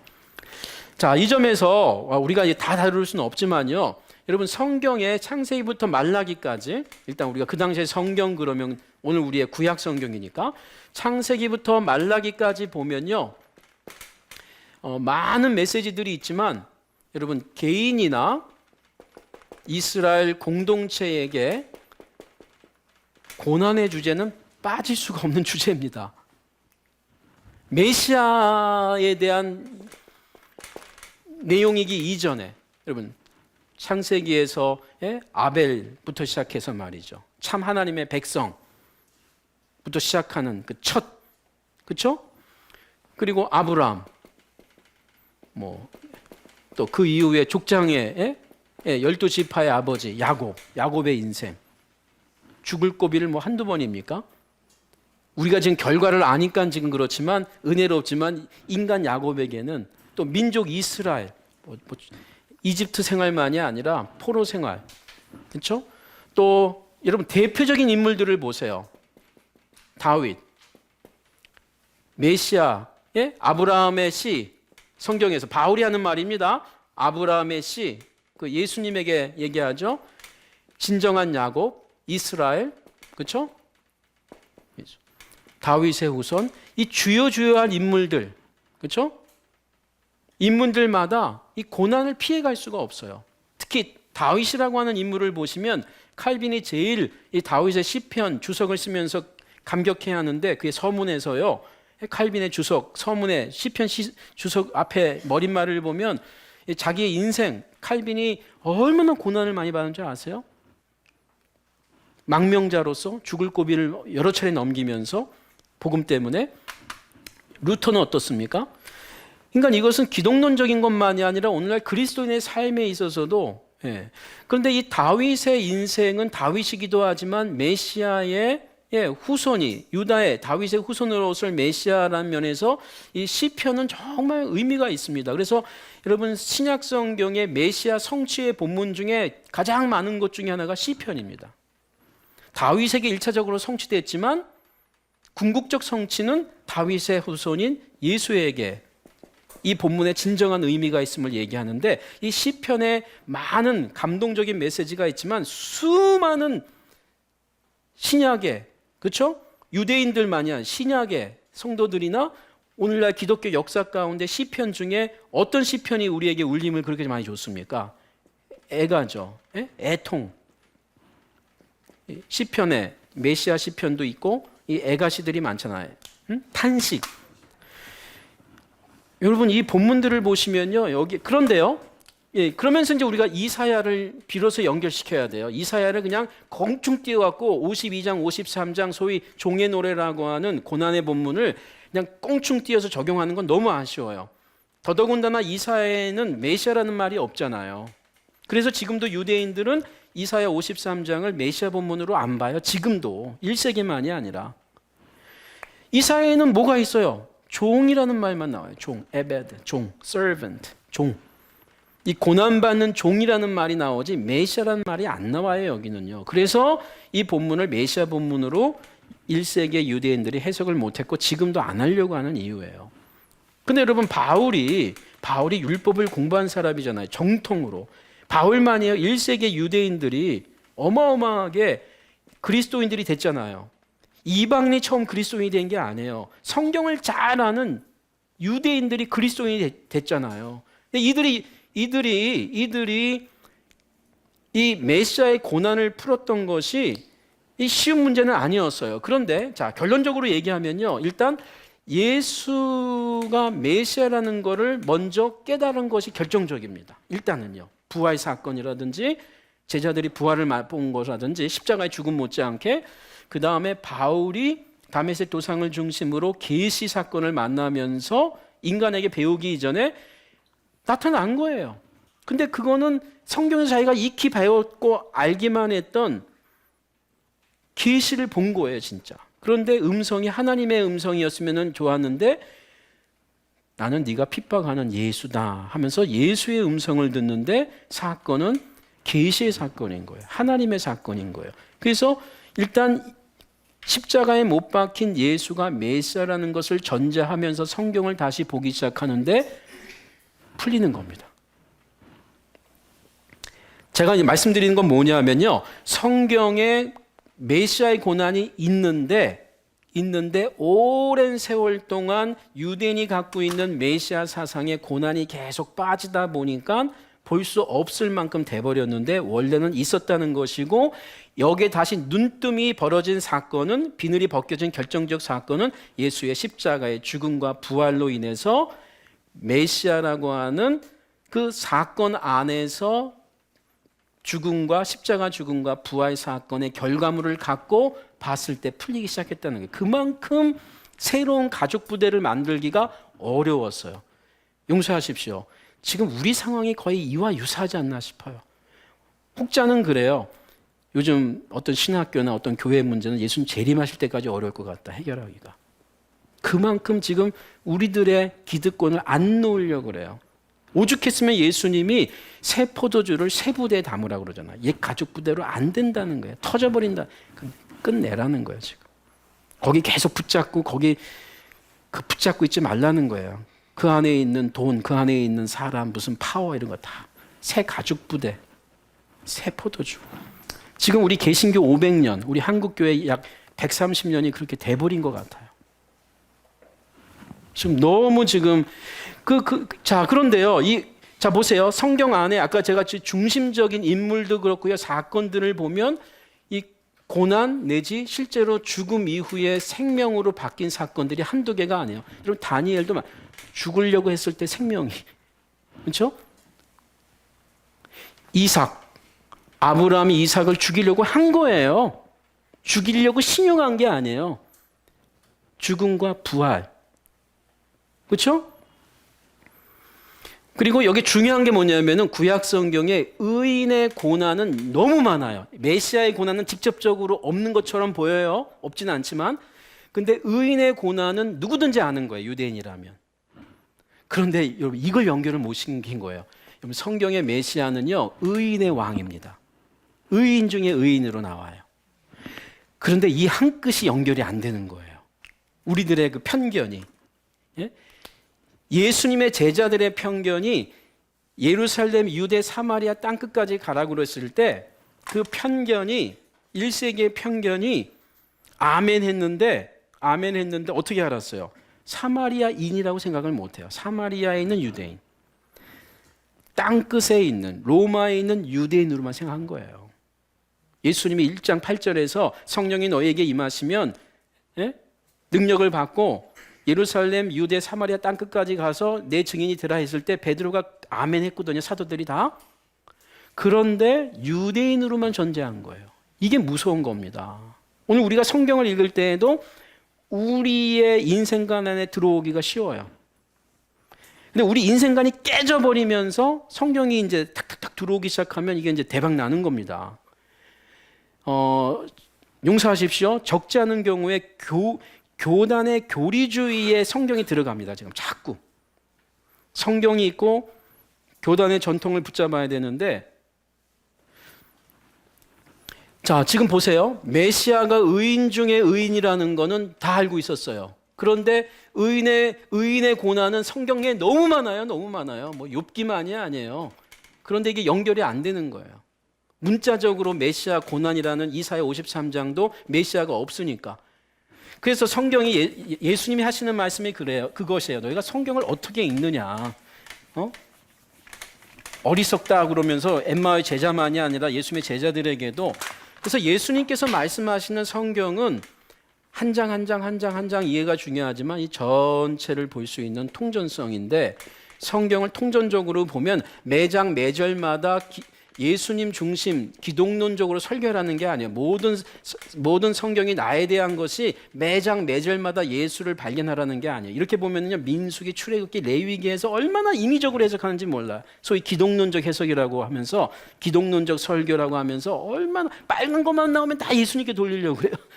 그렇게 무리하게 할 이유가 전혀 없습니다. 성경에서 모든 성경이 나에 대한 거라고 하는 것은 사건 하나하나 한 장 한 장이 아니고 그것을 쭉 연결했을 때 하나님의 이야기가 있다. 하나님의 큰 이야기가 예수님을 지향한다는 거죠. 특별히 그분의 고난과 부활, 심지어 재림에 집중하고 있는 그랬을 때 보세요.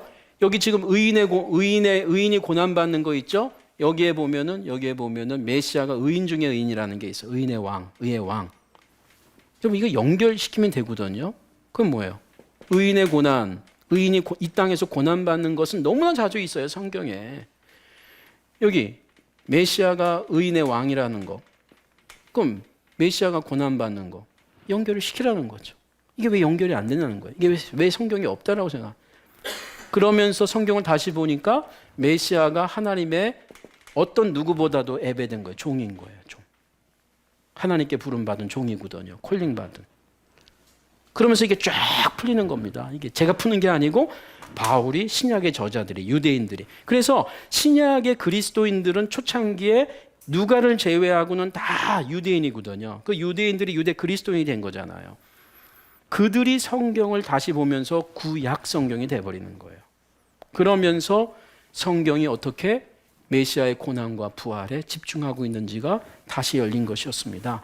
그래서 요 얘기를 제가 마지막 부분에 이제 하는 것입니다. 그래서 요 12쪽의 마지막 부분 약간 보시면 누가복음 마지막 24장은 예수의 십자가 처형당함이 결코 끝이 아님을 보여줌으로써 예수께서 자신의 사역 중에 말씀하신 제3일에 살아나야 하리라 의 성취를 이루는 부활 기사가 묘사되고요. 부활하신 예수께서 주 예수로 소개되고 있음을 주목하시고요. 이건 메시아 예수와 또 다른 선포의 핵심 가치입니다. 초대교회의 복음의 핵심이 메시아이시고 주가 되신다는 거예요. Curious.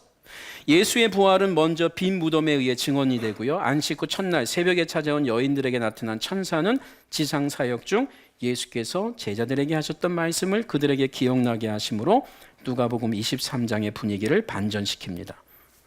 이 부활 기사가 예수님의 사도들이나 남자 제자들이 아닌 여자들에게 먼저 알려지게 되었다는 점은 예수님의 십자가 죽음 사건이 제자들에게 큰 충격과 낙담을 안겨준 것과 무관하지 않습니다. 이어서 누가는 이것이 얼마나 역사적인 사건인가도 우리가 알 수가 있어요. 그 당시 여성들은 증인 역할을 못했는데 만약에 성경을 꾸미고 싶었으면 사도들이나 남자들이 먼저 봤다라고만 해야 할 것입니다.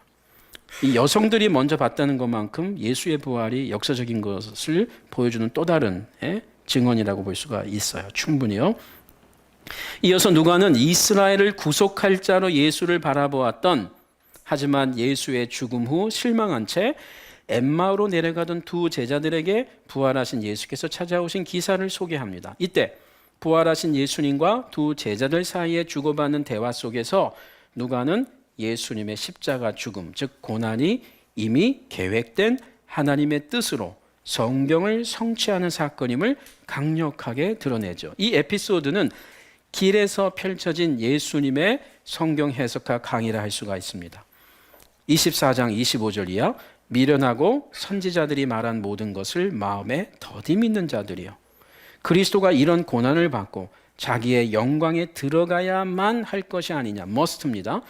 아니냐 하시고 이에 모세와 모든 선지자의 글로 시작하여 성경이죠. 모든 성경에 쓴 바 자기에 관한 것, 자기가 고난받아야 될 것, 그리고 부활해야 될 것, 영광받아야 될 것을 자세히 설명하시니라. 이에 대한 엠마오 제자들의 반응은 실로 성경에 대한 바른 해석이 인간의 이성이나 상식만으로 결코 이루어질 수 없음을 보여줍니다. 그들이 서로 말하되 길에서 우리에게 말씀하시고 우리에게 성경을 풀어주실 때에 우리 속에서 마음이 뜨겁지 아니하더냐. 이 뜨겁지라는 말은 사실은 불타지 아니하더냐라는 말입니다. 누가복음 첫 1, 2장이 성경의 약속들이 성취될 것에 대한 소망으로 시작하고 있다면 마지막 24장, 특별히 36절에서 53절은 메시아 되신 예수님을 통해 하나님의 계획과 약속이 성취되었음을 선포합니다. 즉 성경의 중심 주제가 메시아 예수로 인한 구원임을, 그리고 이 예수로 인한 구원은 민족적 유대인에게만 국한되는 것이 아니라 모든 민족에게 열려있는 구원임을 밝히 증언하고 있습니다. 내가 너희와 함께 있을 때에 너희에게 말한 바 곧 모세의 율법과 선지자의 일과 시편, 그 당시 성경을 3등분한 겁니다. 즉 모든 성경이라는 말이에요. 모든 성경에 나를 가리켜 기록된 모든 것이 또 한 번 must예요. 이루어져야만 하리라 한 말이 이것이라 하시고 이에 그들의 마음을 열어 성경을 깨닫게 하시고 또 이르시되 이같이 그리스도가 고난을 받고 제3일에 죽은 자 가운데서 살아나야 할 것과 또 그의 이름으로 죄 사함을 받게 하는 회개가 예루살렘에서 시작하여 모든 족속에게 전파될 것이 기록되었으니. 그래서 그 크리스토퍼 라이트 같은 학자는 구약학자인데요, 이 본문을 굉장히 중요하게 보는데, 이분은 기독론적 본문이라고 하는 것은 선교적 본문이어야만 한다라고 아주 강조합니다. 여기 보면 모든 성경이 예수 그리스도에 대한 내용이라고 하는 것은 또한 그것을 깨닫게 되면 그 내용이, 그 복음이 예루살렘에서 시작해서 모든 민족들에게 전파되어야 할 것이 기록되었다라고 예수님이 친히 말씀하신다는 거예요. 이것은 창세기부터 우리가 풀어낼 수가 있습니다. 실제로 크리스토퍼 라이트는 존 스토트 이후에 이제 로잔 커버넌트 운동의 이제 리더인데요. 그 아이리시계 영국인인데 구약학자입니다. 이분이 쓴 아주 중요한 책이 하나님의 선교라는 게 있어요. 우리 국내에서 IVP에서도 번역이 잘 됐습니다. 여러분 그 책을 한번 꼭 읽어보시면, 좀 두껍고 내용 깊이가 있지만 한 챕터 한 챕터 천천히 읽으시면 참 아주 유익한 책입니다. 그래서 신약도 신약이지만 구약이 얼마만큼 이 선교의 하나님을 이야기하고 있는지를 소개하는데, 그의 출발점이 누가복음 24장인데 그 이유가 모든 성경, 즉 구약 성경이 기독론적일 뿐만이 아니라 선교적 주제라는 것이 기록되었다, 이미 성경에 기록되었다라고 하는 이 진술의 근거에서 풀어내고 있습니다. 흥미있게 여러분 보실 가치가 있습니다. 그냥 선교학자가 쓴 게 아니고요, 아주 그 훌륭한 구약학자거든요.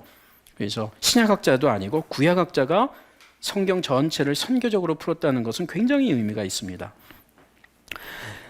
그래서 요 내용이 있고요. 내가 내 아버지께서 약속하신 것을, 그래서요, 모든 족속에게 전파될 것이 기록되었으니 너희는 이 모든 일의 증인이라. 볼지어다 내가 내 아버지께서 약속하신 것, 성령이죠. 이 약속하신 것을 너희에게 보내리니 너희는 위로부터 능력, 역시 성령입니다.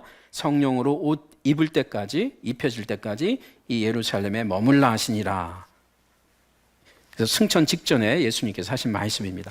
여기서 내 아버지께서 약속하신 것과 위로부터 능력은 오순절에 임할 성령을 의미하는데, 이런 점에서 누가의 성령은 예수님의 증인들의 구원 증언 사역의 가장 필수적인 원천이 됩니다.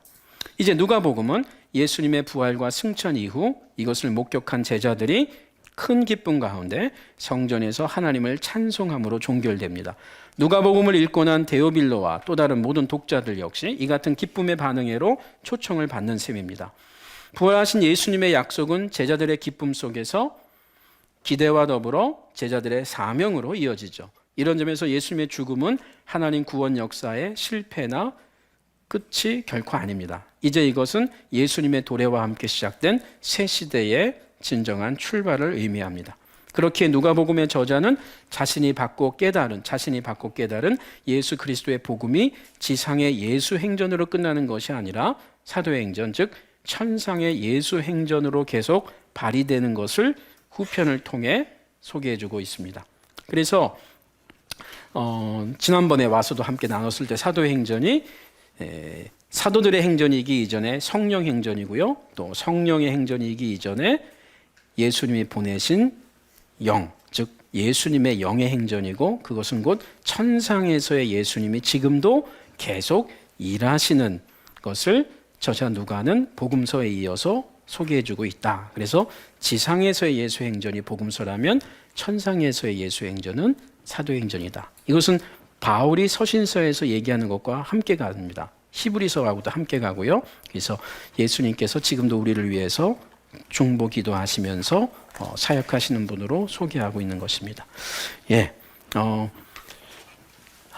요 뒷부분은 여러분 한번 꼭 읽어주시기를 바라고요. 특별히 제가 여러분과 꼭 의미 있게 나누고 싶었던 것은 사실 19쪽에 있는 제자의 삶입니다. 예, 여기 기도와 재물 포기 및 구제가 얼마나 제자도에 있어서 중요한 핵심 가치인가. 오늘 우리가 생각하는 기도라고 하는 것도 맞지만 이 성경의 기도라고 하는 것은 성경적 기도 개념은 예수님과의 사귐이라고 하는 하나님과의 사귐이라고 하는 주제 안에서 우리가 눈 감고 하는 기도만이 결코 아닌 것을 우리가 보게 되는데요. 그래서 한번 꼭 참조해 주시기를 바랍니다. 예, 다른 기타 강의안도 함께 또 읽어주시면 감사하겠습니다. 제가 이렇게 일단 강의는 마무리하겠고요. 여러분 질문이나 또 코멘트, 보충 발언 제가 받겠습니다. 예, 고맙습니다.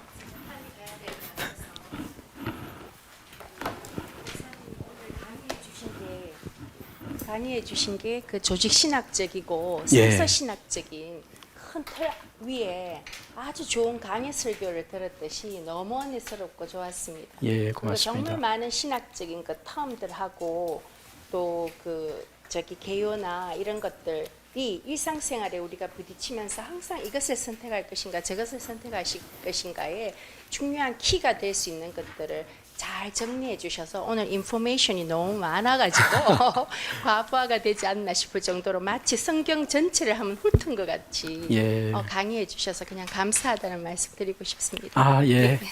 고맙습니다. 예.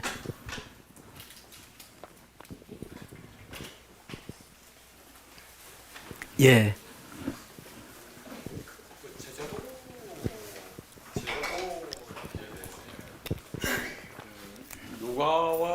누가의 제자도와 마태 마가의 제자도가 같은지 예. 아니면 또 상점이 있으면 어떤 부분인지 그 부분을 좀 말씀해 주시면 됩니다. 예, 고맙습니다.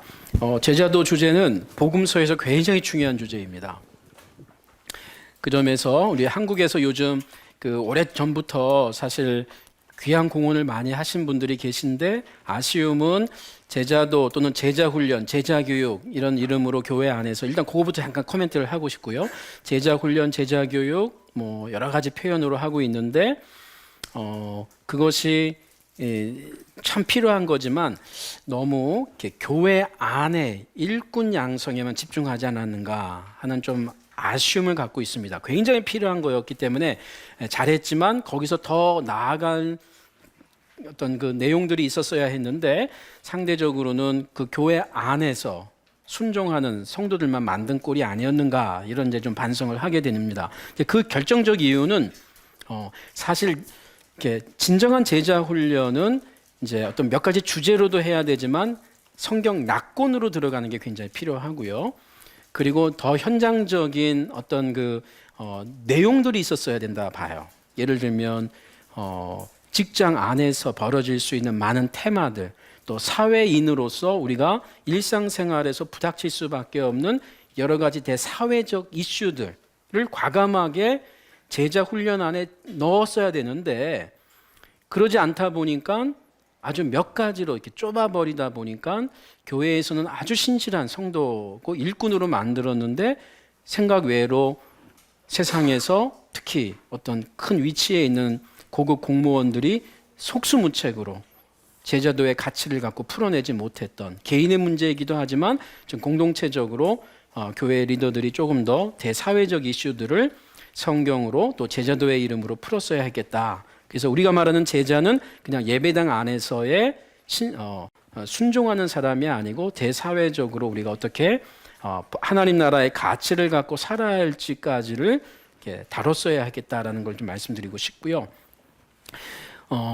일단 마태, 마가, 누가복음에서의 제자도의 공통점이 훨씬 많습니다. 그것은 이제 같은 내용이기 때문에 그렇고요. 또 각 성경 저자들이 그 점에서 동일하게 소개하고 있기 때문에 같은 내용이 훨씬 많습니다. 다만 강조점의 차이는 있는 것 같아요. 즉 누가복음 같은 경우는 제가 그래서 이 본문 안에서 기도와 재물 또 구제, 재물 포기, 구제를 다룬 것도 다른 복음서에도 있지만 누가복음의 제자도의 가장 강조점으로 특성화된 것 같아요. 이것은 사도행전으로 넘어가면서 더 발전됩니다. 특히 재물 포기와 구제는요. 그래서 사도행전 5장에 있는 아나니아 삽비라 사건이라든지 바나바가 먼저 자기 재물을 헌납하는 경우라든지 이런 경우들은 그냥 이런 분들이 이렇게 했다를 보여주는 게 아니고요. 누가복음의 삭개오라든지 삭개오 본문을 잘 보시면 예수님 만나고 난 다음에 신앙 고백하는 게 없어요, 사실. 그런데 왜 이 사람이 그 아브라함의 자손이라고 즉 구원받았다라고 얘기하느냐가 아주 의미 있게 소개되는데 누가복음 전체를 보면 이렇게 얘기하는 거예요. 누가는요. 이걸 이해하셔야 돼요. 재물 갖고 구제했기 때문에 구원받은 게 아니고요. 근데 그 본문만 보면 그렇게 보일 수도 있어요. 이 사람 봐라. 그래서 과거의 민중신학자들이 그 본문도 굉장히 좋아했습니다. 그런데 누가복음 1장부터 쭉 보면 그 전부터 소개하고 있는 19장만이 아니라 16장 또 그 이전 쭉 보면 강조하는 건 뭐냐면 이거예요. 초점은. 회개한 예수의 제자는 하나님 나라를 위해서 회개한 자들은 돌이킨 자들은 재물에 자유한다는 거예요.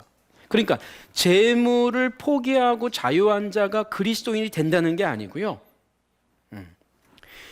예수 그리스도를 참으로 따르는 자는 자기 소유에 집착하던 삶에서 자유하게 된다는 거예요. 액수는 얘기하지 않아요. 아나니아 삽비라가 심판을 교회 안에서 심판받은 부부 성도인데 심판받은 것은 과거에 자기 재산을 갖고 있다가 뒤늦게 헌물해서가 아니에요. 그래서 성경을 보면 그 사유재산을 갖고 있는 것을 죄로 얘기하지 않아요, 절대로. 다만 사유재산을 갖고 있든 또 적지 않게 내놓든 중요한 것은 자기가 갖고 있는 재물을 이제 자유하는 삶으로 나아가고 있는지를 묻고 있는 거예요. 그래서 액수는 중요한 게 아니고요. 또 개인마다 다 차이가 있다는 것을 말할 수 있고요. 자, 그래서 누가는 제자도에 있어서 특별히 이 물질, 소유 이것으로부터의 자유함과 관련해서 굉장히 의미 있게 소개가 되고 있다라고 보아져요. 마태 마가복음에서는 이 제자와 관련해서 이 마태복음도 유사한 부분이 많이 있는데요. 특별히 마태복음 훨씬 더 넓은 차원에서 열매를 보아야 알지니라고 하는 가치가 굉장히 주도적으로 나옵니다. 그래서 오늘 우리가 소위 말하면은 진짜 믿는다는 게 뭐냐 할 때 야고보와 굉장히 이렇게 같이 가는 책이에요. 그래서 그게 아마 유대인들을 염두에 둬서 그런 것일 수도 있겠지만 오늘 우리에게도 메시지가 강하죠. 그래서 누가 진정한 제자냐 할 때 입으로만이 아니라 열매를 보아야 알 수 있는, 그래서 듣고 행하는 자라야 하는 이 주제가 굉장히 강력하게 나오고 있는 것을 우리가 좀 표현할 수 있어요. 그러니까 누가도 행위를 강조한다라고 얘기할 수 있지만 조금 더 구체적으로 이렇게 얘기할 수 있겠다 이렇게 싶고요. 마가복음은 세 개의 복음서 중에 가장 제자도에 있어서 어떻게 보면은 제자들에 대한 부정적 메시지가 가장 강력해요. 그래서 마태복음이나 누가복음은 제자들이 실수하는 부분들이 있어도 또 격려도 해주면서 목양적인 메시지들이 계속 있고 실제로 예수님이 그랬어요. 마가복음도 그게 있는데 마가복음은 예를 들면은 이건 여기는 믿음이 적은 자들인데 마가복음은 아예 믿음이 없는 자들이다 이렇게까지도 나오는데 두 가지를 다 예수님이 말씀하셨을 수도 있습니다. 근데 마가복음은 흥미로운 게 여행 기사에서요. 이것만 하고 마칠게요. 강조점에 있어서. 다시 말씀드리지만 공통점이 훨씬 많습니다. 그래서 이 특권과 동시에 이 포기 주제가 굉장히 많은데요. 마가복음은 갈릴리 사역과 예루살렘 사역에 있어서 요 갈릴리 사역 마지막 8장 그리고 요 마가복음 예루살렘 들어가기 직전의 사역이 10장에 보면 소경 치유 사건으로 나옵니다. 소경 치유 사건. 근데 8장의 소경하고 10장의 소경 치유가 각 마지막 문단으로 나오는데 요 8장 치유 사건을 잘 보시면 마가복음에만 또 있는 거죠. 2번 고쳐요. 한 번 고치지 않고 2번 고칩니다. 2번 고치면서 그 문맥 직전을 보면 마가복음 8장의 소경 치유는 치유 사건이면서 제자도 사건이라는 것이에요. 그래서 이건 제자들에게 교훈을 주는 메시지인데 갈릴리에서 지금 여전히 따라오고 있고 예루살렘으로 가기 위해서 이제 다른 영역으로 넘어가는 시점에 마가가 이것을 소개하면서 너희들 눈을 뜨긴 떴지만 나무 같은 것이 보일 만큼 사람이 보여야 되는데 나무 같은 게 움직입니다 하는데 예수님이 다시 한번 안수하셔서 이제 분명하게 본다고 그러거든요. 그래서 그 직전에 제자들을 예수님이 굉장히 책망하는 게 나와요. 아직도 깨닫지 못하느냐. 그러면서 예수님이 제자들이 자기를 따라오고 있는 거에 대한 오해를 계속 책망하고 있으면서 얘기합니다. 그래서 마가복음은 이 눈뜸의 어떤 주제를 굉장히 강조하는데 이것은 요한복음 9장과 함께 어울리면서 모든 복음서가 소경 치유 사건들이 다 있기 때문에 영적인 메시지가 다 있습니다만 마가복음은 특별히 제자들이 마땅히 떠야 할 때인데도 여전히 뜨지 못하고 그렇다고 지금 감겨 있는 건 아니고 그러나 꼭 다시 떠야 할 대상으로서 제자들의 그 안타까운 상황을 소개해주고 있는 그 메시지들이 계속 나옵니다. 그래서 눈을 떠야 할 그 제자들에 대한 메시지 이런 직간접적인 차이가 있습니다. 예. 제가 그 48페이지에 48쪽이요. 제자도의 기도 이야기를 제가 미리 읽어봐서 아니요. 아이고. 그래서 예. 저는 이제 그 기대를 하고 이 본문 제가 좀 꼭 하고 싶었는데 시간이 아쉽습니다. 저도. 아마 좀 부족해서 아마 또 못하신 것 같은데 질문으로 제가 하겠습니다. 알겠습니다. 이제 그 결론을 보면 이제 목사님 그 기도를 지속적으로 이렇게 우리 제사로 하는 거, 예. 그 다음에 말의 기도뿐만 아니고 맞습니다. 삶의 기도가 당연히 동반되어야 하고 그래서 기도나 예배는 생활과 가르침이 시작이고 그다음 마침이 결국 사는 건데 예. 이제 우리가 교회에서 기도 생활을 하는 것 중에서 과연 이 하나님께 모든 것을 의존한 자로서 우리가 구하는 기도를 정말 하고 있는가? 아까 목사님 말씀하신 것처럼 그 성경 이렇게 내가 추구하는 자리에 성경이나 하나님이나 자리를 거기다가 은근슬쩍 넣어가지고 우리가 구하는 게 과연 하나님 나라의 가치만을 바라고 구하고 있는가? 그런 데 대한 의구심이 들 때가 사실 많습니다. 제가 예. 이런 TV 방송, 라디오 방송, 우리 교회에서 실제로 기도하는 시간들 보면 세상 사람들이 구하는 기도의 내용하고 뭐가 이렇게 특별히 다른가? 물론 다르지만 예. 상당수는 이제 그렇지 않은 거 아닌가? 그런 느낌이 들 때가 사실 많거든요. 예. 그래서 오히려 교회에서 금해야 될 기도의 내용을 우리가 부추기는 건 아닌가? 예. 이런 생각이 들 때가 있습니다. 그래서 목사님 보실 때 우리가 이제 하는 이런 말의 기도와 삶의 기도 그 이전에 우리가 지금 생활하고 있는 그 기도의 내용은 과연 어떻게 돼야 되는가 하는 데 대해서 한번 가지고 있는 생각을 한번 듣고 싶습니다. 예. 감사합니다. 사실 기도는요. 이 예배의 주제와 성서 신학적으로, 성경 신학적으로 맥을 같이 합니다. 그러니까 이 예배적 삶, 기도적 삶이라고 하는 것은 우리가 주일날 또 수요 예배 못지않게 우리의 삶의 예배적 로마서 12장 또 그 동일하게 그의 연장선이거든요. 그러니까 어떻게 보면 이렇게 얘기할 수 있겠습니다. 일단 그 가치로 볼 때에 성경적 개념, 가치로 볼 때에 철저하게 관계적 개념입니다. 일단 관계적 개념이에요. 이 관계적 개념 안에서 당연히 이 청원이 나오는 겁니다. 우리가 이제 청원 기도라는 말 하죠. 그러나 그 기도는요, 기도가 확장된 게 예배고요. 물론 기도 안에 개인 기도가 있고 공동체 기도가 있죠. 그러니까 이 안에 이제 묵상 다 포함되겠습니다만, 그러나 우리가 이 두 가지만 본다 그러면 기도를 개인적으로 하든 공동체적으로 하든 이 기도의 확장 개념이 사실 예배거든요. 그러니까 예배에 기도가 빠지는 건 없습니다. 그리고 어떻게 보면 예배는 처음부터 마지막까지 기도의 표현이라고도 할 수가 있을 만큼, 그런데 이제 예배는 기도보다 더 폭넓은 이제 가치와 또 내용이 또 이제 어떤 뭐 리추얼도 마찬가지고요. 어떤 형식도 이제 더 들어가는 것이죠. 네.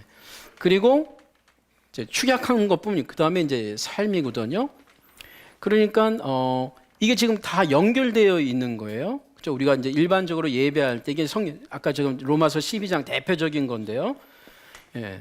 그 구약에서도 마찬가지입니다. 그래서 사실 성전 또 예루살렘 한 도시, 한 장소 이렇게 보는데 사실은 예루살렘을 축약시켜 놓은 게 성전이고요.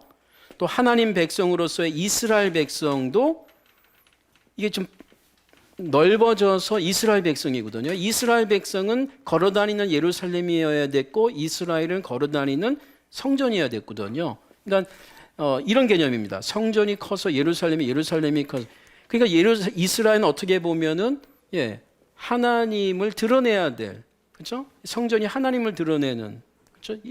예루살렘은 그 중에서 팔레스타인 중에 대표 이런 관계거든. 열방 가운데. 근데 이 역할을 못한 거죠. 성전도 그랬지만 이스라엘이 배타적으로 가면서 하나님을 드러내기보다는 하나님을 가둬버린 거잖아요. 우리가 이제 기도, 눈 감고 하는 기도 굉장히 소중한 것이에요. 그리고 우리가 지역 교회에서 예배 드리는 거, 가정 예배 얼마나 소중한 것입니까? 그런데 이것이 내 삶으로 드러나는 내 직장 생활과 사업에서 다른 사람 만나는 관계성 안에서 여기서 하나님이 드러나야 되는 것이 우리의 부르심이에요. 그렇죠? 이것이 우리의 정체성이거든요. 예배당 안에 가다 놓는 게 아닌 거죠. 그 점에서 이제 예수님의 기도와 사도행전에서 사도들과 제자들의 기도를 이제 같이 비교, 역추적하면서 이제 요 글을 썼던 것인데요. 그래서 이제 관계적 개념이라는 것을 이제 꼭 잊지 마시라 이걸 좀 나누고 싶고요. 즉 하나님과 나 그리고 공동체죠. 이 공동체 굉장히 중요합니다. 이게 이제 그런데요. 여기서 제가 이제 그 질문에 대해서 이제 현실적인 답변은 이렇게 제가 해드리고 싶어요. 저도 뭐 여기가 우리는요, 이 불완전에서 완전으로 나아가는 여정이라고 봐요. 이게 뭐 기도만이 아니라 예배만이 아니라 우리의 그리스도인의 정체성도 심지어. 이제 그 점에서 우리가 기도에 있어서 그 처음에 연약하게 시작하고 또는 불완전하게 시작하고 또는 미흡하게 시작하는 것 자체가 저는 문제라고 보진 않아요. 이건 뭐 수치로 얘기할 수는 없지만 교회 다닌 지 뭐 5년 차, 뭐 10년 차, 20년 차 이제 했을 때 그래서 이제 그 교회 다니는 횟수나 연수도 그렇지만 이제 더 궁극적으로는 뭐냐면은 핵심은 여기에 있죠. 내가 점점 하나님을 알아나가는가. 바울의 중요한 서신들마다 빠지지 않고 하는 바울의 기도. 우리가 하나님을 알고 있지만 하나님을 더 알게 하옵시고. 그렇죠? 왜냐면요. 우리의 중요한 신학적 주제와 이런 어떤 그 가치들은 철저하게 내가 하나님을 아는 만큼밖에 할 수 없어요.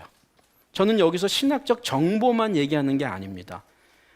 정보는 중요해요. 지식은 중요해요. 그러나 이게 그 신비적인 관계적 안에서 우리가 정말 하나님을 깊이 알아나갈 때에 심지어 신학교를 전혀 오지 않은 나이 많은 할머니 권사님들도 기도가 얼마나 깊은지 몰라요.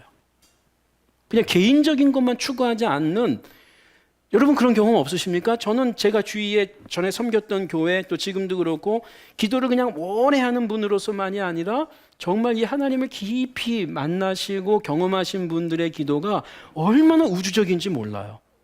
저는 어떻게 보면 굉장히 지식적으로 열방까지 가야 된다는 얘기를 하고 그렇게 의식적으로 기도하는지는 몰라요. 이분들 무의식 가운데 그냥 하고 있어요 이미. 제가 그런 걸 보면 정말 하나님을 깊이 알 때 생기는 지혜요 지식이다라는 확신이 있습니다. 그래서 횟수도 중요하지만 정말 하나님을 인격적으로 만나고 신비적인 하나님을, 우주적인 하나님을 만나면 절대로 우리가 아는 하나님이나 내가 믿는 예수님이나 성령님이 내 개인과 내 가정의 자녀들에게 국한되지 않는 하나님이라는 것을 분명히 깨닫게 돼요. 분명히 깨닫게 됩니다. 그래서 어린아이 같은 기도가 나오는 것은 저는 문제라고 보지 않는데, 이제 점점 이것의 어떤 그 양이라고 그럴까요? 정량적으로 또는 얼마만큼 우리가 정말 이 기도의 내용들이 이렇게 신앙의 연수와 하나님을 알아가는 관계성의 깊이 속에서 넓이 속에서 이게 어떻게 보면 기도가 구속받는 거죠. 구속을 받아야 돼요. 우리 자연인이 예수 믿듯이 구속도 받아야 되지만 우리가 알고 있는 기도와 예배들이 그야말로 구속을 받고 점점 구속을 시켜야 되는 거죠. redeem, to redeem. 그래서 다시 이렇게 살아나야 될 가치가 있다고 봅니다. 이제 그렇게 되면 이제 어떻게 보면은 그 기도하다 보면 하나님이 내 자녀만이 하니까 내가 처음에는 내 자녀들이 학교 좋은 대학 들어가기를 이렇게 기도하는 것 자체가 나쁘진 않잖아요. 그런데 하다 보면 이제 생각해 보세요. 이게 하나 예입니다. 자, 10명 뽑아요. 어느 학교에 어느 학과가. 그런데 우리 교회에서만 예를 들어서 지금 5명이 지원했어요. 예입니다. 다른 데 지원했겠죠. 그러면 우리가 어떻게 기도해야 돼요? 예. 누가 금식 철야를 더 열심히 하느냐에 따라서 이 결과가 달라지면 이제 기도 싸움으로 가겠죠. 저 권사님이 저 집사님이 예배를 마치기 전까지 내가 더 오래 해야 되겠지. 이제 뭐 이런 그런 기도로 가는 거죠, 그렇죠? 그런데 기도하다가 보면 우리가 믿는 하나님 그리고 나아가서 우리가 내 자녀가 그 대학에 들어가고 그 학과에 들어가려고 가야 될 이유 계속 추적하다 보면 결국은 뭐로 이렇게 집약되기가 쉬우냐면 내 자녀가 조금 더 안정적 직장과 안정적 환경 속에서 좀 더 안정적으로 살기를 위한 것이 굉장히 초점일 때가 대부분입니다. 거기 이제 슬쩍 하나 얹죠. 그렇게만 기도하면 좀 부끄러우니까 그래서 하나님께 영광이 되게 해주십시오. 근데 그 후자는 거의 그냥 얹는 식의 기도예요. 그래서 사실은 우리가 하나님을 정말 이렇게 의미 있게 만나고 성경을 묵상하다 보면은 어떻게 보면은 이제 그런 내용들은 이제 줄어들 수밖에 없어요. 왜냐하면 기도하기 싫어서가 아니라 하나님이 기뻐하실 기도에 적지 않은 부분들은 너무나 우리의 탐심의 기도들이 대다수를 차지했다는 거예요. 그런데 초기에는 하나님이 그것도 기뻐하신다는 거죠. 어릴 때에는 기도하는 모습 자체가. 여러분 손자나 어린 자녀들이 이렇게 막 땡깡수가 처음에는 얼마나 이뻐요. 에? 안 이뻐요? 처음에 걷기 시작하면서 처음에 이상한 짓 하면서 이렇게 그런데 이제 점점 이제 성장하고 장성하는데 자기 거 자꾸 챙기기 시작하면 이건 때리기 시작하잖아요. 기뻐하는 게 아니고 때리기 시작하잖아요. 그래서 이 관계적 개념 안에서 우리가 보면 우리의 미숙한 기도들이 처음에는 용서가 되고 이해가 되지만 그러나 점점 이게 바뀌어야 될 제목들이 나타나는 것을 우리가 좀 보게 되고요. 그 점에서 누가복음 11장에서 기도를 얘기할 때 처음에 주기도문이 나오고 그 이후에 청혼하는 기도들이 나오는 문맥은 전 단순하다고 보지 않아요. 그리고 뒷부분에 가서 이제 여러 가지 구하라 이제 달라 할 때 보면 이 주기도문의 원리 이거는 암송하라는 게 아니고요. 암송도 해야지만 이 주기도문의 원리대로 기도하라는 거거든요. 그러니까 하늘에 계신 우리 아버지여가 이 문장을 갖고 우리가 10분 동안 최소한 기도할 수 있는 기도 내용이에요. 이거 암송하라는 게 아닙니다.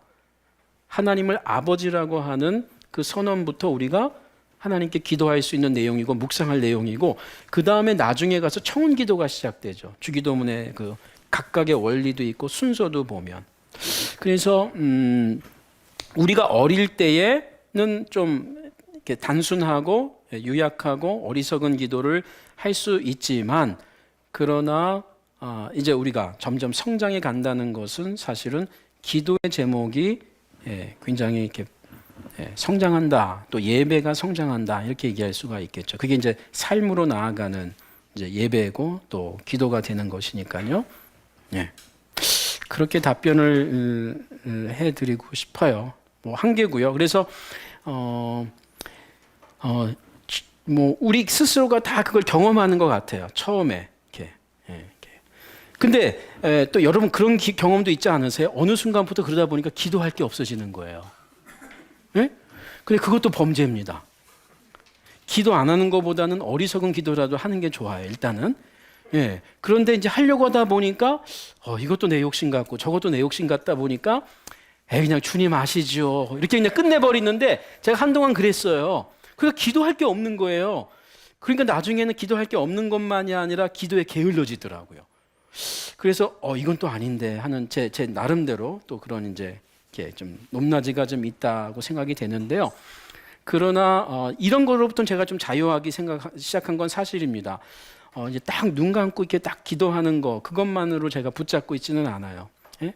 항상 기도하라, 쉬지 말고 기도하라는 말이 바울의 그 기도가 항상 예배당에서 교회 가정집 골방에서 기도하라는 걸까? 그렇게 보기에는 너무 어렵습니다.